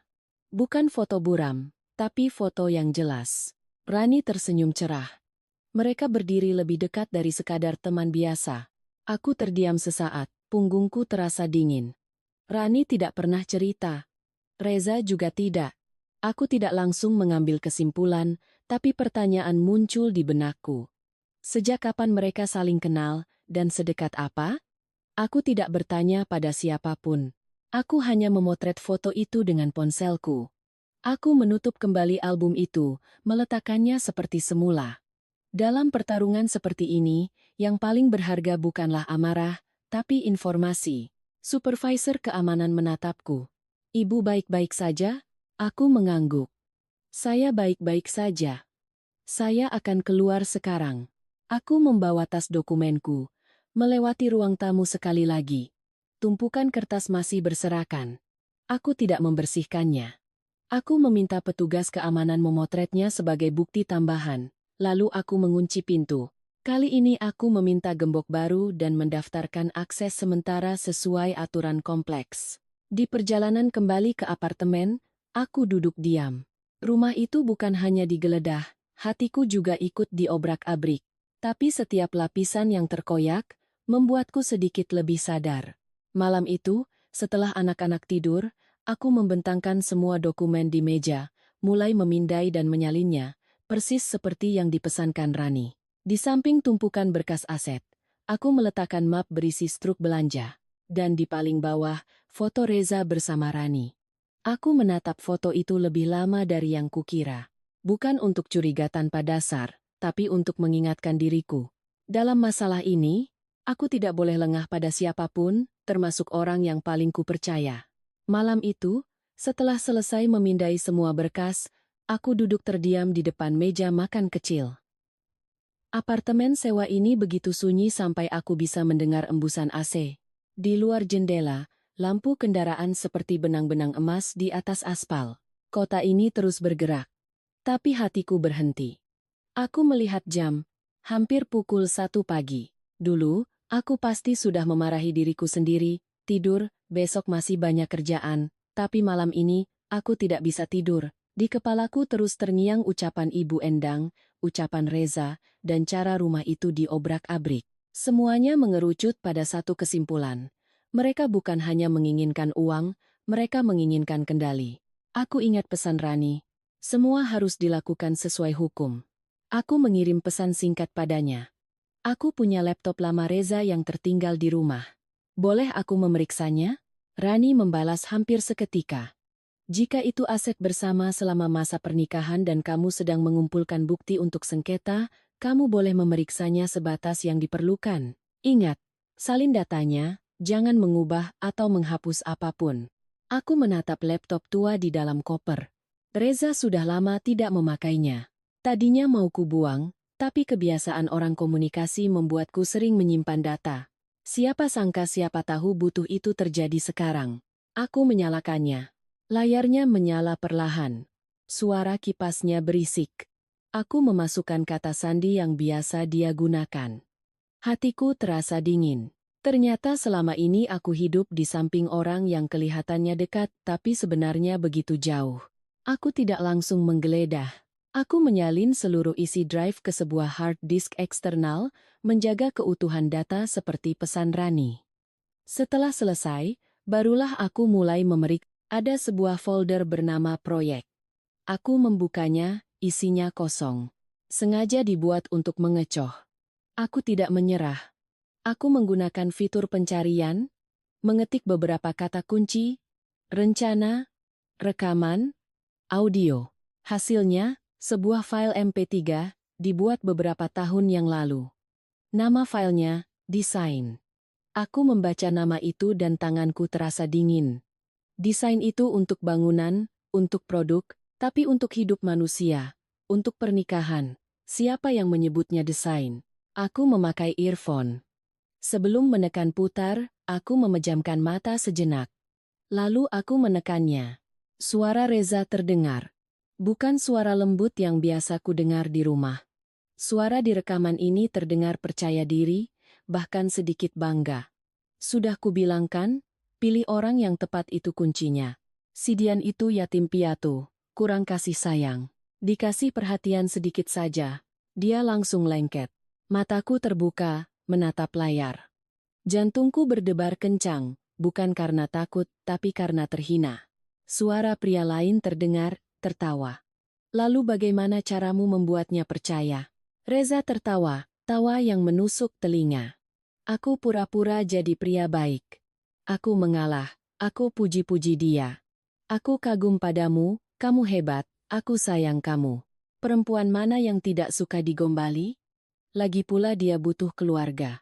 Ibuku cukup sesekali bersikap keras, lalu aku akan pura-pura menenangkannya. Dia pasti akan lebih kasihan padaku. Aku mendengar itu, tenggorokanku tercekat. Aku teringat saat-saat Ibu Endang marah, lalu Reza menarikku ke balkon, berbisik, sabar ya, sabar. Dulu kukira dialah satu-satunya yang memahamiku. Ternyata itu bagian dari skenario. Pria itu bertanya lagi, lalu soal rumah? Reza menjawab singkat. Rumah itu harus ada namaku. Kalau tidak, nanti bagaimana baginya? Aku memohon padanya untuk mencantumkan namaku. Aku tahu dia pasti luluh. Dia itu punya gengsi, dia kasihan, dia takut aku dibilang suami numpang.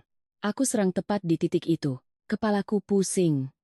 Momen saat dia berlutut memohon posisi, ternyata bukan soal harga diri, tapi soal strategi. Pria itu tertawa lagi. Jenius. Reza ikut tertawa. Bukan cuma itu. Aku juga biarkan dia membuatkan kartu tambahan untuk ibuku. Semakin sering ibuku pakai, dia akan semakin terbiasa membayar. Nanti kalau aku mau melakukan sesuatu, dia akan segan menolak karena takut dicap tidak berbakti. Aku melepas sebelah earphone, menarik napas dalam-dalam, tapi tidak mematikan rekaman itu. Aku harus mendengarnya sampai selesai. Di rekaman, Reza terus bicara. Tentang memilih waktu pernikahan, tentang cara membuatku merasa disayangi sekaligus memikul beban. Tentang punya anak perempuan pun tidak masalah, asalkan aku masih di rumah dan masih bisa diandalkan. Lalu, kalimat terakhir yang terasa seperti tamparan. Perempuan itu, semakin pintar, semakin kesepian. Kalau sudah kesepian, gampang bergantung. Aku hanya perlu memberinya perasaan punya keluarga. Dia akan menyerahkan segalanya. Aku duduk membeku. Di earphone, mereka masih tertawa. Tapi suaranya semakin menjauh.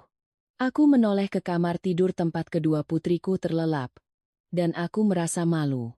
Malu bukan karena aku miskin atau bodoh, tapi karena aku, yang selalu bangga karena kuat, ternyata dipermainkan justru karena kelemahanku, kebutuhan akan keluarga. Aku mematikan rekaman itu. Bukan karena sudah tidak sakit, tapi karena sudah cukup. Aku berdiri, menuang segelas air. Air dingin, tapi hatiku panas membara. Anehnya, aku tidak menangis. Aku kira aku akan hancur, tapi tidak. Air mataku seolah sudah kering selama bertahun-tahun aku berusaha mempertahankan rumah sendirian.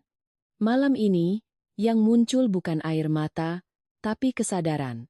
Aku menyalin rekaman itu, membuat transkripnya kata per kata. Aku menyimpannya ke hard disk, ke flash disk, dan mengirim salinan terenkripsi ke Rani. Aku melakukannya seperti sedang mengemas sebuah bom waktu. Selesai bekerja, aku duduk menatap dinding. 10 tahun pernikahanku ternyata bukan hancur karena orang ketiga. 10 tahun ini adalah serangkaian pilihan yang penuh perhitungan, di mana aku ditempatkan sebagai pemikul beban dan mereka sebagai penikmat. Aku teringat pepatah, manusia berencana, Tuhan menentukan. Reza merencanakan hartaku, merencanakan jalan keluarnya.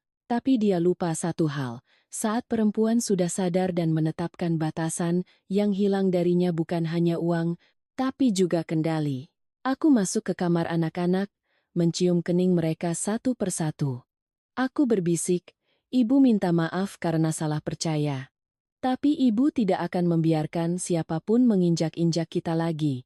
Aku mematikan lampu, berbaring di sofa. Di kepalaku tidak ada lagi bayangan perselingkuhan Reza, tidak ada lagi teriakan Ibu Endang. Hanya ada satu kalimat yang sangat jelas, kehormatan kita, kita yang jaga. Dan mulai saat ini, aku tidak lagi menganggap ini sebagai perceraian. Ini adalah perjuangan untuk mendapatkan kembali keadilan.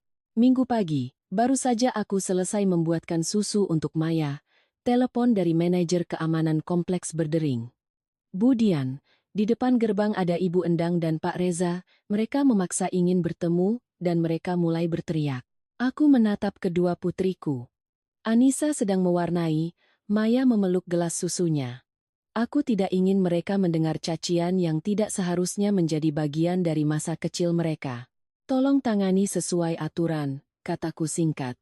"Saya tidak akan menemui mereka. Jika mereka membuat keributan, silakan minta mereka pergi."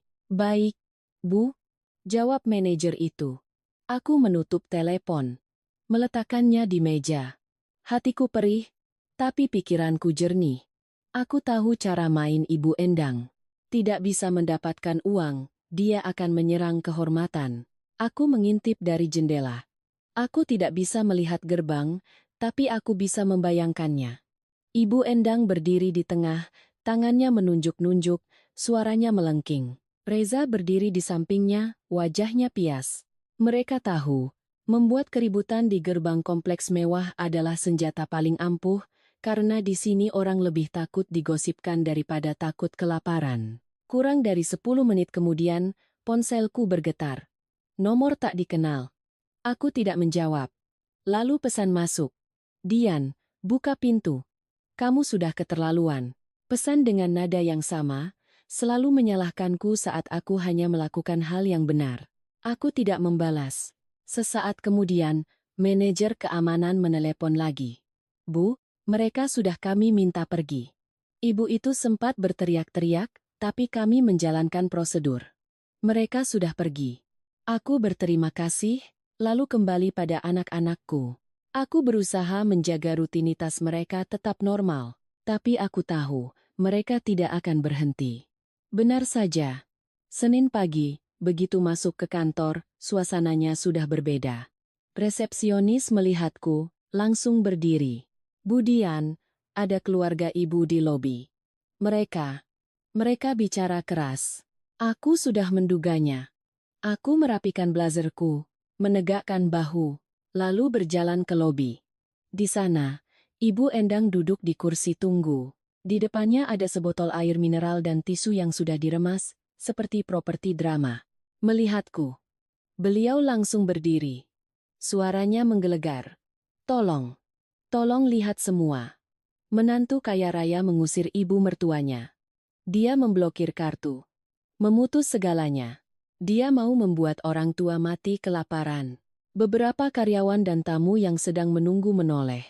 Aku bisa merasakan darahku mendidih. Bukan karena takut, tapi karena marah melihat air mata dijadikan senjata. Reza berdiri di sampingnya, menunduk. Keheningannya adalah persetujuan dalam sandiwara ini. Aku melangkah maju, berhenti dengan jarak yang sopan. "Ibu dan Mas Reza datang ke kantor saya. Ada keperluan apa?" Ibu Endang langsung menyambar pertanyaanku. "Keperluan apa?" "Keperluannya adalah kamu membuat kami malu. Kamu jahat. Kamu kaya lalu sombong. Kamu mengusir suamimu demi laki-laki lain." Aku tidak terpancing. Aku menoleh ke resepsionis, berbisik, "Tolong panggilkan keamanan gedung dan minta satu orang dari HRD sebagai saksi."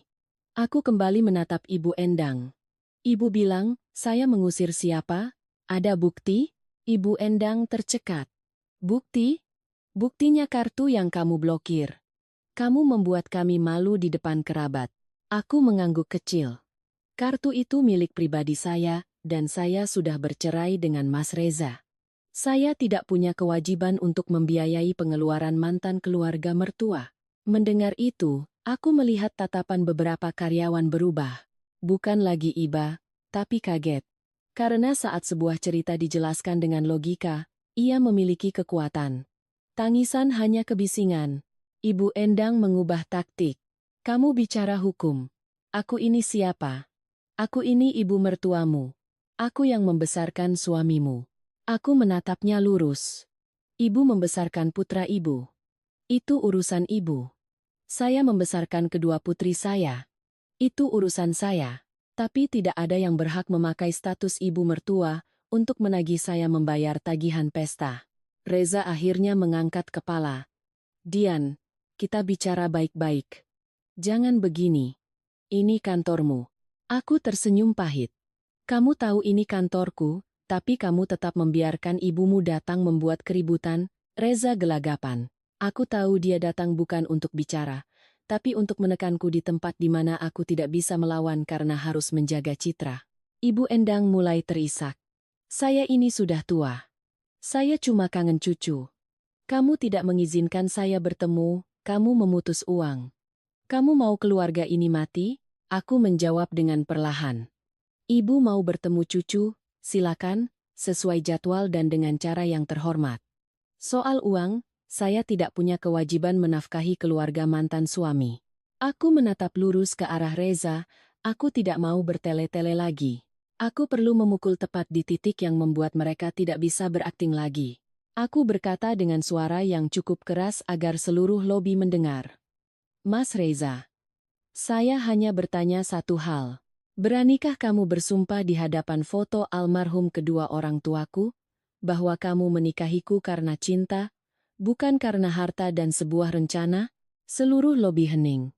Reza membeku, wajahnya pucat pasi, tangannya terkepal. Dia membuka mulut, lalu menutupnya lagi. Matanya bergerak liar, mencari jawaban yang aman, tapi tidak ada. Ibu Endang panik, menyela. Kamu bicara ngawur. Sumpah apa? Aku tidak lagi menatapnya. Aku hanya menatap Reza, jawab. Reza menelan ludah, suaranya nyaris tak terdengar. Dian, jangan. Aku mengangguk. Kamu tidak berani. Satu kalimat itu sudah cukup. Keheningan Reza telah menghancurkan sandiwara mereka. Orang-orang yang menonton mungkin tidak tahu semua detailnya, tapi mereka melihat seorang pria yang tidak berani menjawab pertanyaan soal kehormatannya, dan seorang perempuan yang berdiri tegak. Keamanan gedung tiba. Aku berkata pada mereka dengan sopan, tolong bantu saya mengantar tamu-tamu ini keluar. Ini tempat kerja, bukan tempat membuat keributan. Ibu Endang masih berteriak, tapi suaranya tidak lagi punya kekuatan. Reza mencoba menarik lengannya, tapi aku mundur selangkah. Kalian bisa menghubungi pengacara saya. Saya tidak akan meladeni di kantor. Saat mereka digiring keluar, Ibu Endang masih sempat berteriak, ingat, ada karma. Aku hanya menatap, tidak menjawab. Selama 10 tahun aku berusaha menjaga keharmonisan. Hari ini, aku hanya berhenti membiarkan mereka menendangku. Lobi kembali tenang. Aku masuk ke ruang rapat. Rapat harus tetap berjalan. Aku membuka laptop, mempresentasikan rencana komunikasi kuartal berikutnya seolah tidak terjadi apa-apa, tapi di hatiku aku sadar, sejak mereka melangkahkan kaki ke kantorku, masalah ini sudah bukan lagi masalah keluarga. Ini sudah menjadi masalah kehormatan, reputasi, dan keamanan. Siang itu, Rani menelepon. Suaranya terdengar serius. Pihak seberang sudah menurunkan pengacara. Pamannya Reza, Gunawan Tirtayasa. Dia terkenal licik, jago mengulur waktu dan menekan mental. Siap-siap. Aku menatap keluar jendela. Aku mengerti. Setelah menutup telepon, aku tidak merasa takut. Aku hanya merasa sedang berdiri di persimpangan. Satu jalan adalah kebiasaan mengalah demi kedamaian. Satu lagi adalah jalan lurus untuk melindungi diriku dan anak-anakku. Aku diam-diam membuka kalender, membuat catatan. Tinjau semua bukti, siapkan berkas sengketa. Aku duduk tegak, minum segelas air. Di kepalaku hanya ada satu kalimat. Jika mereka sudah memulai permainan ini, aku akan memainkannya dengan aturanku. Setelah insiden di kantor, aku tidak panik. Aku menjemput anak-anak seperti biasa, memasak makan malam, membacakan dongeng. Kehidupan anak-anak harus tetap stabil. Perang orang dewasa, biar aku yang hadapi. Malamnya, aku menelepon Rani. Pihak sana pakai pengacara Gunawan Tirtayasa, kan? Rani menjawab, iya. Dia licik. Apa ada hal aneh lagi di rumah? Aku ragu sejenak. Rumah digeledah, tapi brankas aman. Aku sudah ambil dokumennya. Ada juga struk belanja dan rekaman audio. Bagus, kata Rani. Menurutmu, apa ada hal lain yang disembunyikan Reza? Aku teringat tatapan Reza saat dia tidak berani bersumpah. Pria seperti itu tidak mungkin hanya menyembunyikan perselingkuhan. Aku curiga dia punya utang, bisikku. Kalau begitu, cari, jawab Rani. Tapi sesuai prosedur, dengan saksi. Keesokan paginya, setelah menitipkan anak-anak, aku kembali ke rumah itu. Aku tidak lagi merasa takut, aku menganggapnya sebagai TKP. Aku langsung menuju lemari pakaian Reza. Di bagian paling bawah, di dalam sebuah kotak sepatu tua, ada sebuah kotak besi kecil dengan kunci kombinasi. Aku memanggil supervisor keamanan sebagai saksi. Aku mencoba tanggal lahir Reza, tanggal pernikahan, tanggal lahir Ibu Endang, semua salah. Lalu aku teringat Anissa. Aku memasukkan tanggal lahir putri sulungku. Klik. Kotak itu terbuka. Di dalamnya bukan emas atau tabungan. Di dalamnya setumpuk kertas yang diikat karet. Surat utang. Ditulis tangan. Dengan cap jempol darah di sudutnya. Angkanya besar-besar. 780 juta. Unu. 4 miliar. Doi miliar. Bunganya mencekik. Ini bukan utang bank. Ini utang rentenir. Aku terus membalik halaman. Ada foto-foto Reza di sebuah arena judi.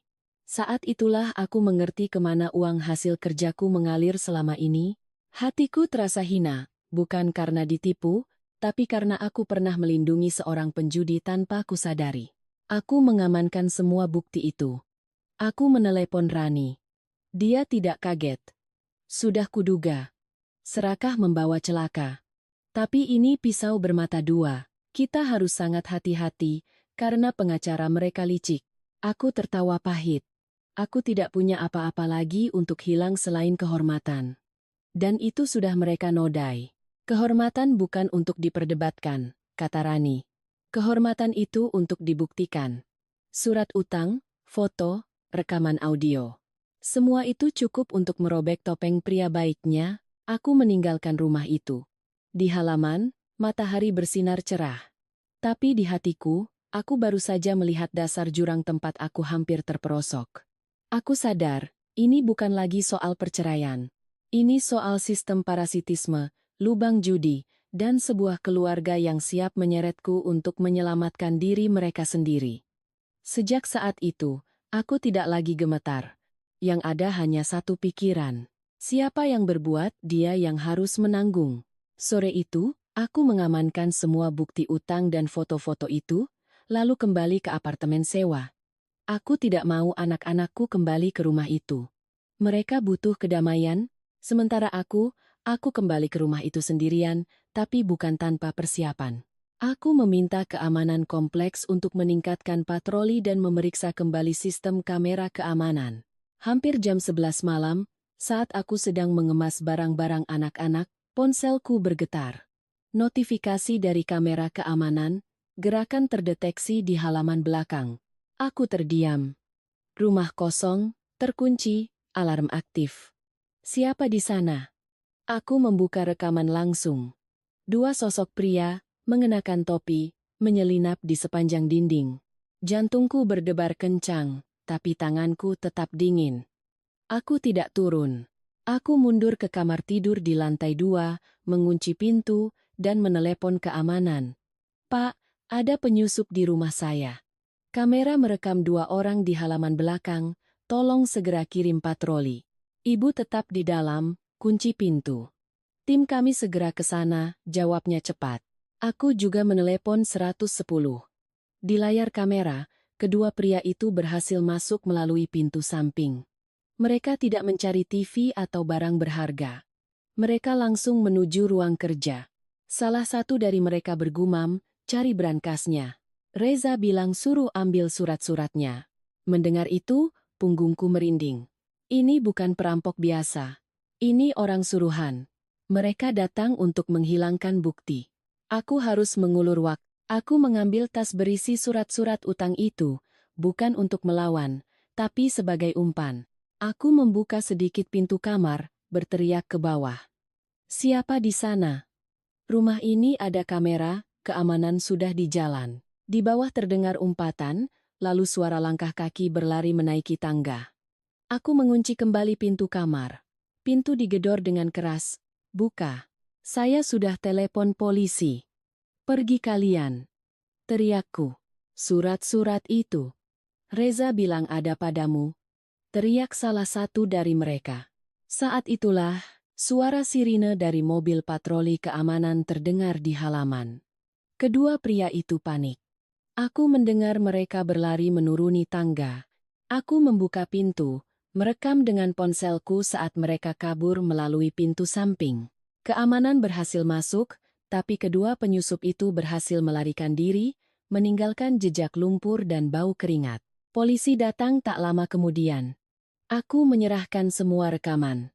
Aku juga menunjukkan tas berisi surat utang itu untuk membuktikan motif mereka. Setelah semua selesai, aku baru merasa seluruh tubuhku lemas. Aku menelepon Rani. Dia hanya berkata satu kalimat yang kuingat selamanya. "Sekarang ini bukan lagi pelecehan. Ini sudah masuk ranah pidana.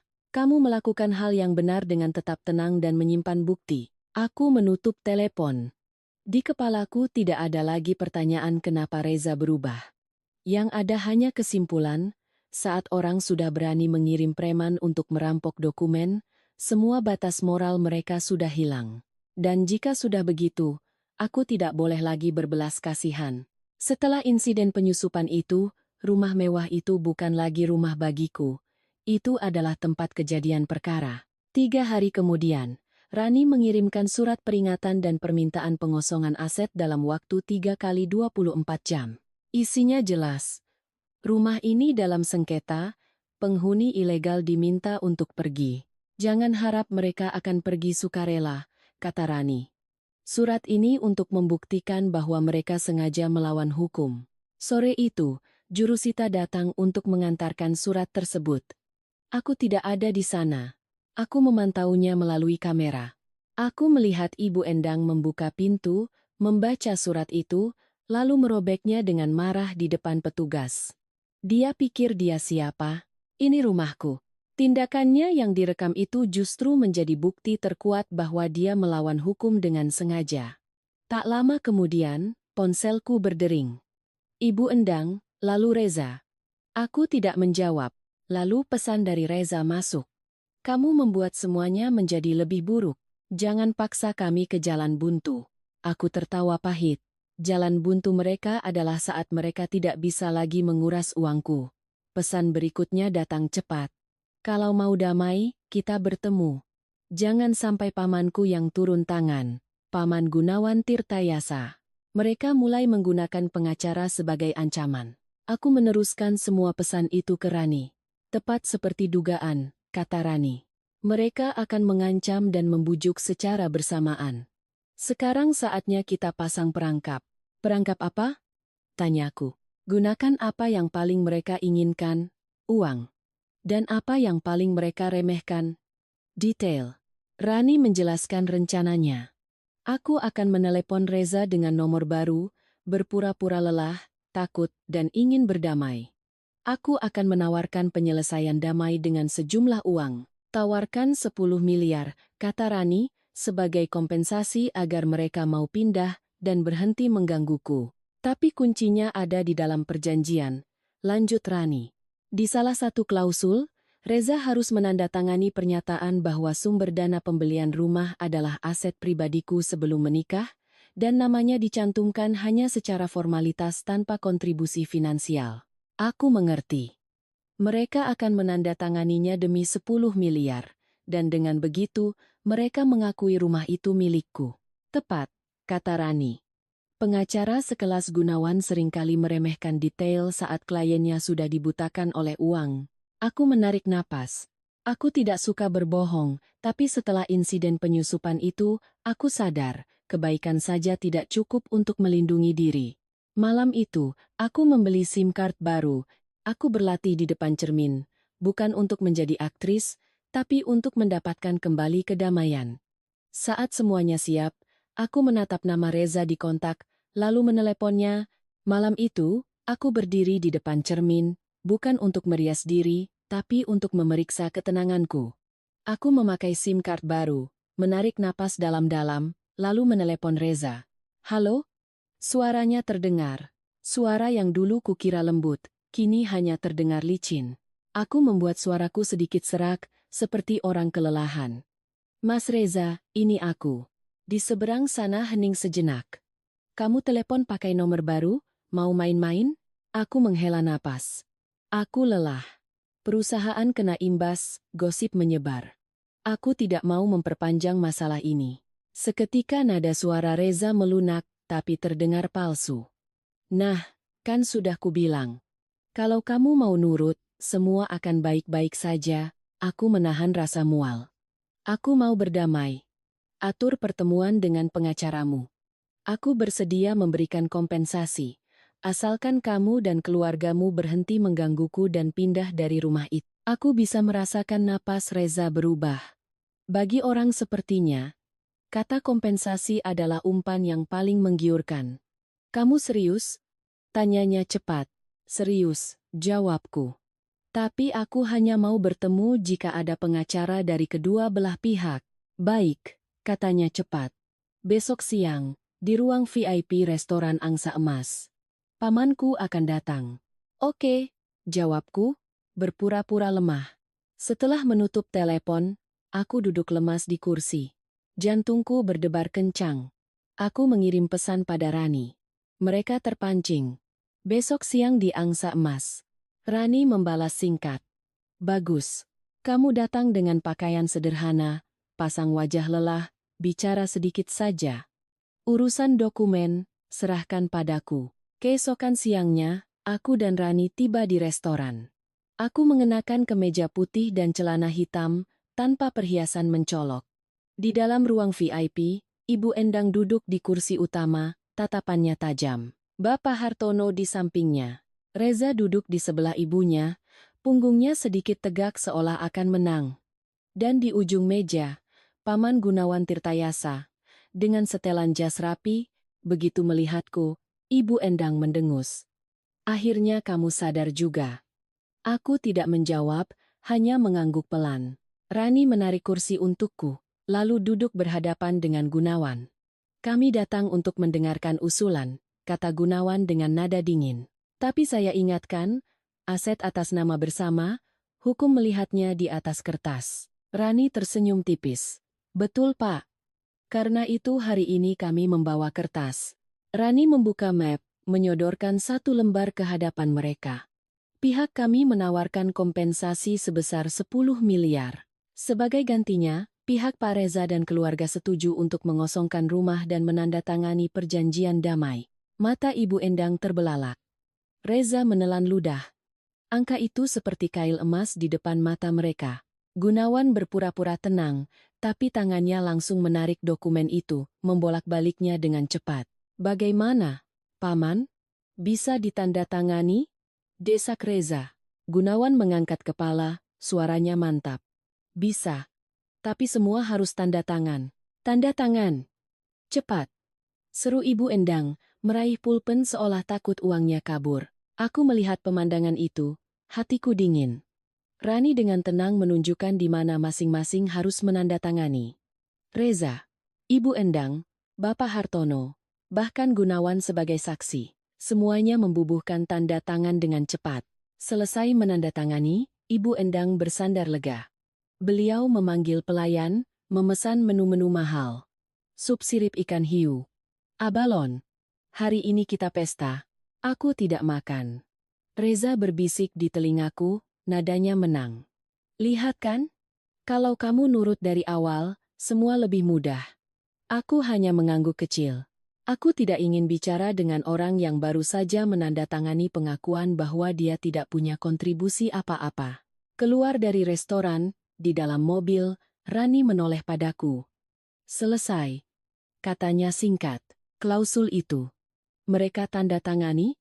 Tanyaku. Rani mengangguk. Mereka menandatangani pernyataan bahwa sumber dana pembelian rumah adalah aset pribadimu sebelum menikah, dan nama Reza hanya formalitas. Mereka menjual hak mereka demi keserakahan. Aku tertawa pelan. Tawa kelegaan. Rani langsung membuka laptopnya di mobil, menyiapkan berkas untuk diajukan ke pengadilan, lengkap dengan permohonan eksekusi pengosongan rumah. Malam itu, aku memasak makan malam sederhana untuk anak-anakku. Sayur bening, ikan goreng, sambal. Suasana begitu damai. Rani mengirimiku foto berkas yang sudah ditandatangani. Aku menatap goresan pulpen mereka. Dulu aku hanya mendengar pepatah karena nila setitik, rusak susu sebelanga. Sekarang aku melihatnya langsung. Karena keserakahan, mereka menghancurkan segalanya. Sabtu pagi, pertengahan Desember 2025. Aku berdiri di depan gerbang rumah mewah itu. Jurusita dan tim keamanan kompleks sudah siap. Rani berdiri di sampingku, memegang putusan pengadilan yang baru saja keluar berdasarkan perjanjian yang mereka tanda tangani. Gerbang dibuka paksa. Ibu Endang berlari keluar, berteriak, "Apa-apaan ini? Ini rumahku." Jurusita membacakan surat perintah. Rani menyerahkan salinannya. Ibu Endang membacanya, wajahnya pucat pasi. Reza muncul di belakangnya, masih mencoba melawan. "Rumah ini atas nama bersama, kalian tidak punya hak." Rani dengan tenang menunjuk satu halaman di perjanjian. "Berdasarkan ini, Anda sendiri yang mengakui sumber dana pembelian rumah adalah aset pribadi Ibu Dian. Anda sudah menandatanganinya di depan pengacara Anda." Aku hanya berdiri diam, menatap mereka. Tim pengosongan mulai bekerja, mengeluarkan barang-barang mereka.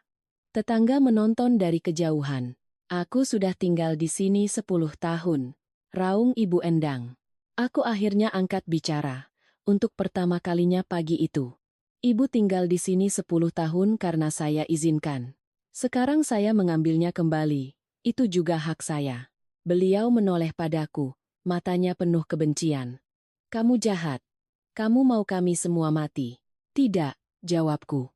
"Saya hanya mau kalian berhenti mengisap darah saya." Reza tiba-tiba berlari ke arahku. "Dian, kamu mempermalukanku." Aku tidak mundur. "Kamu mempermalukan dirimu sendiri saat kamu menandatangani surat itu." Kalimat itu memicunya.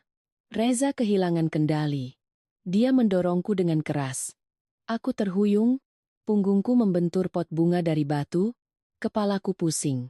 Aku hanya mendengar teriakan. Lalu pandanganku sedikit gelap. Darah hangat mengalir di pelipisku. Keamanan langsung meringkus Reza. Jurusita membuat berita acara. Orang-orang di sekitar serempak merekam dengan ponsel mereka. Ibu Endang menjerit lalu pingsan. Aku dilarikan ke rumah sakit. Lukanya tidak parah, hanya beberapa jahitan. Tapi itu adalah bukti yang tidak terbantahkan. Rani duduk di samping ranjangku. "Sekarang ini bukan lagi sengketa keluarga, ini adalah kekerasan fisik." Februari 2026, sidang putusan akhir.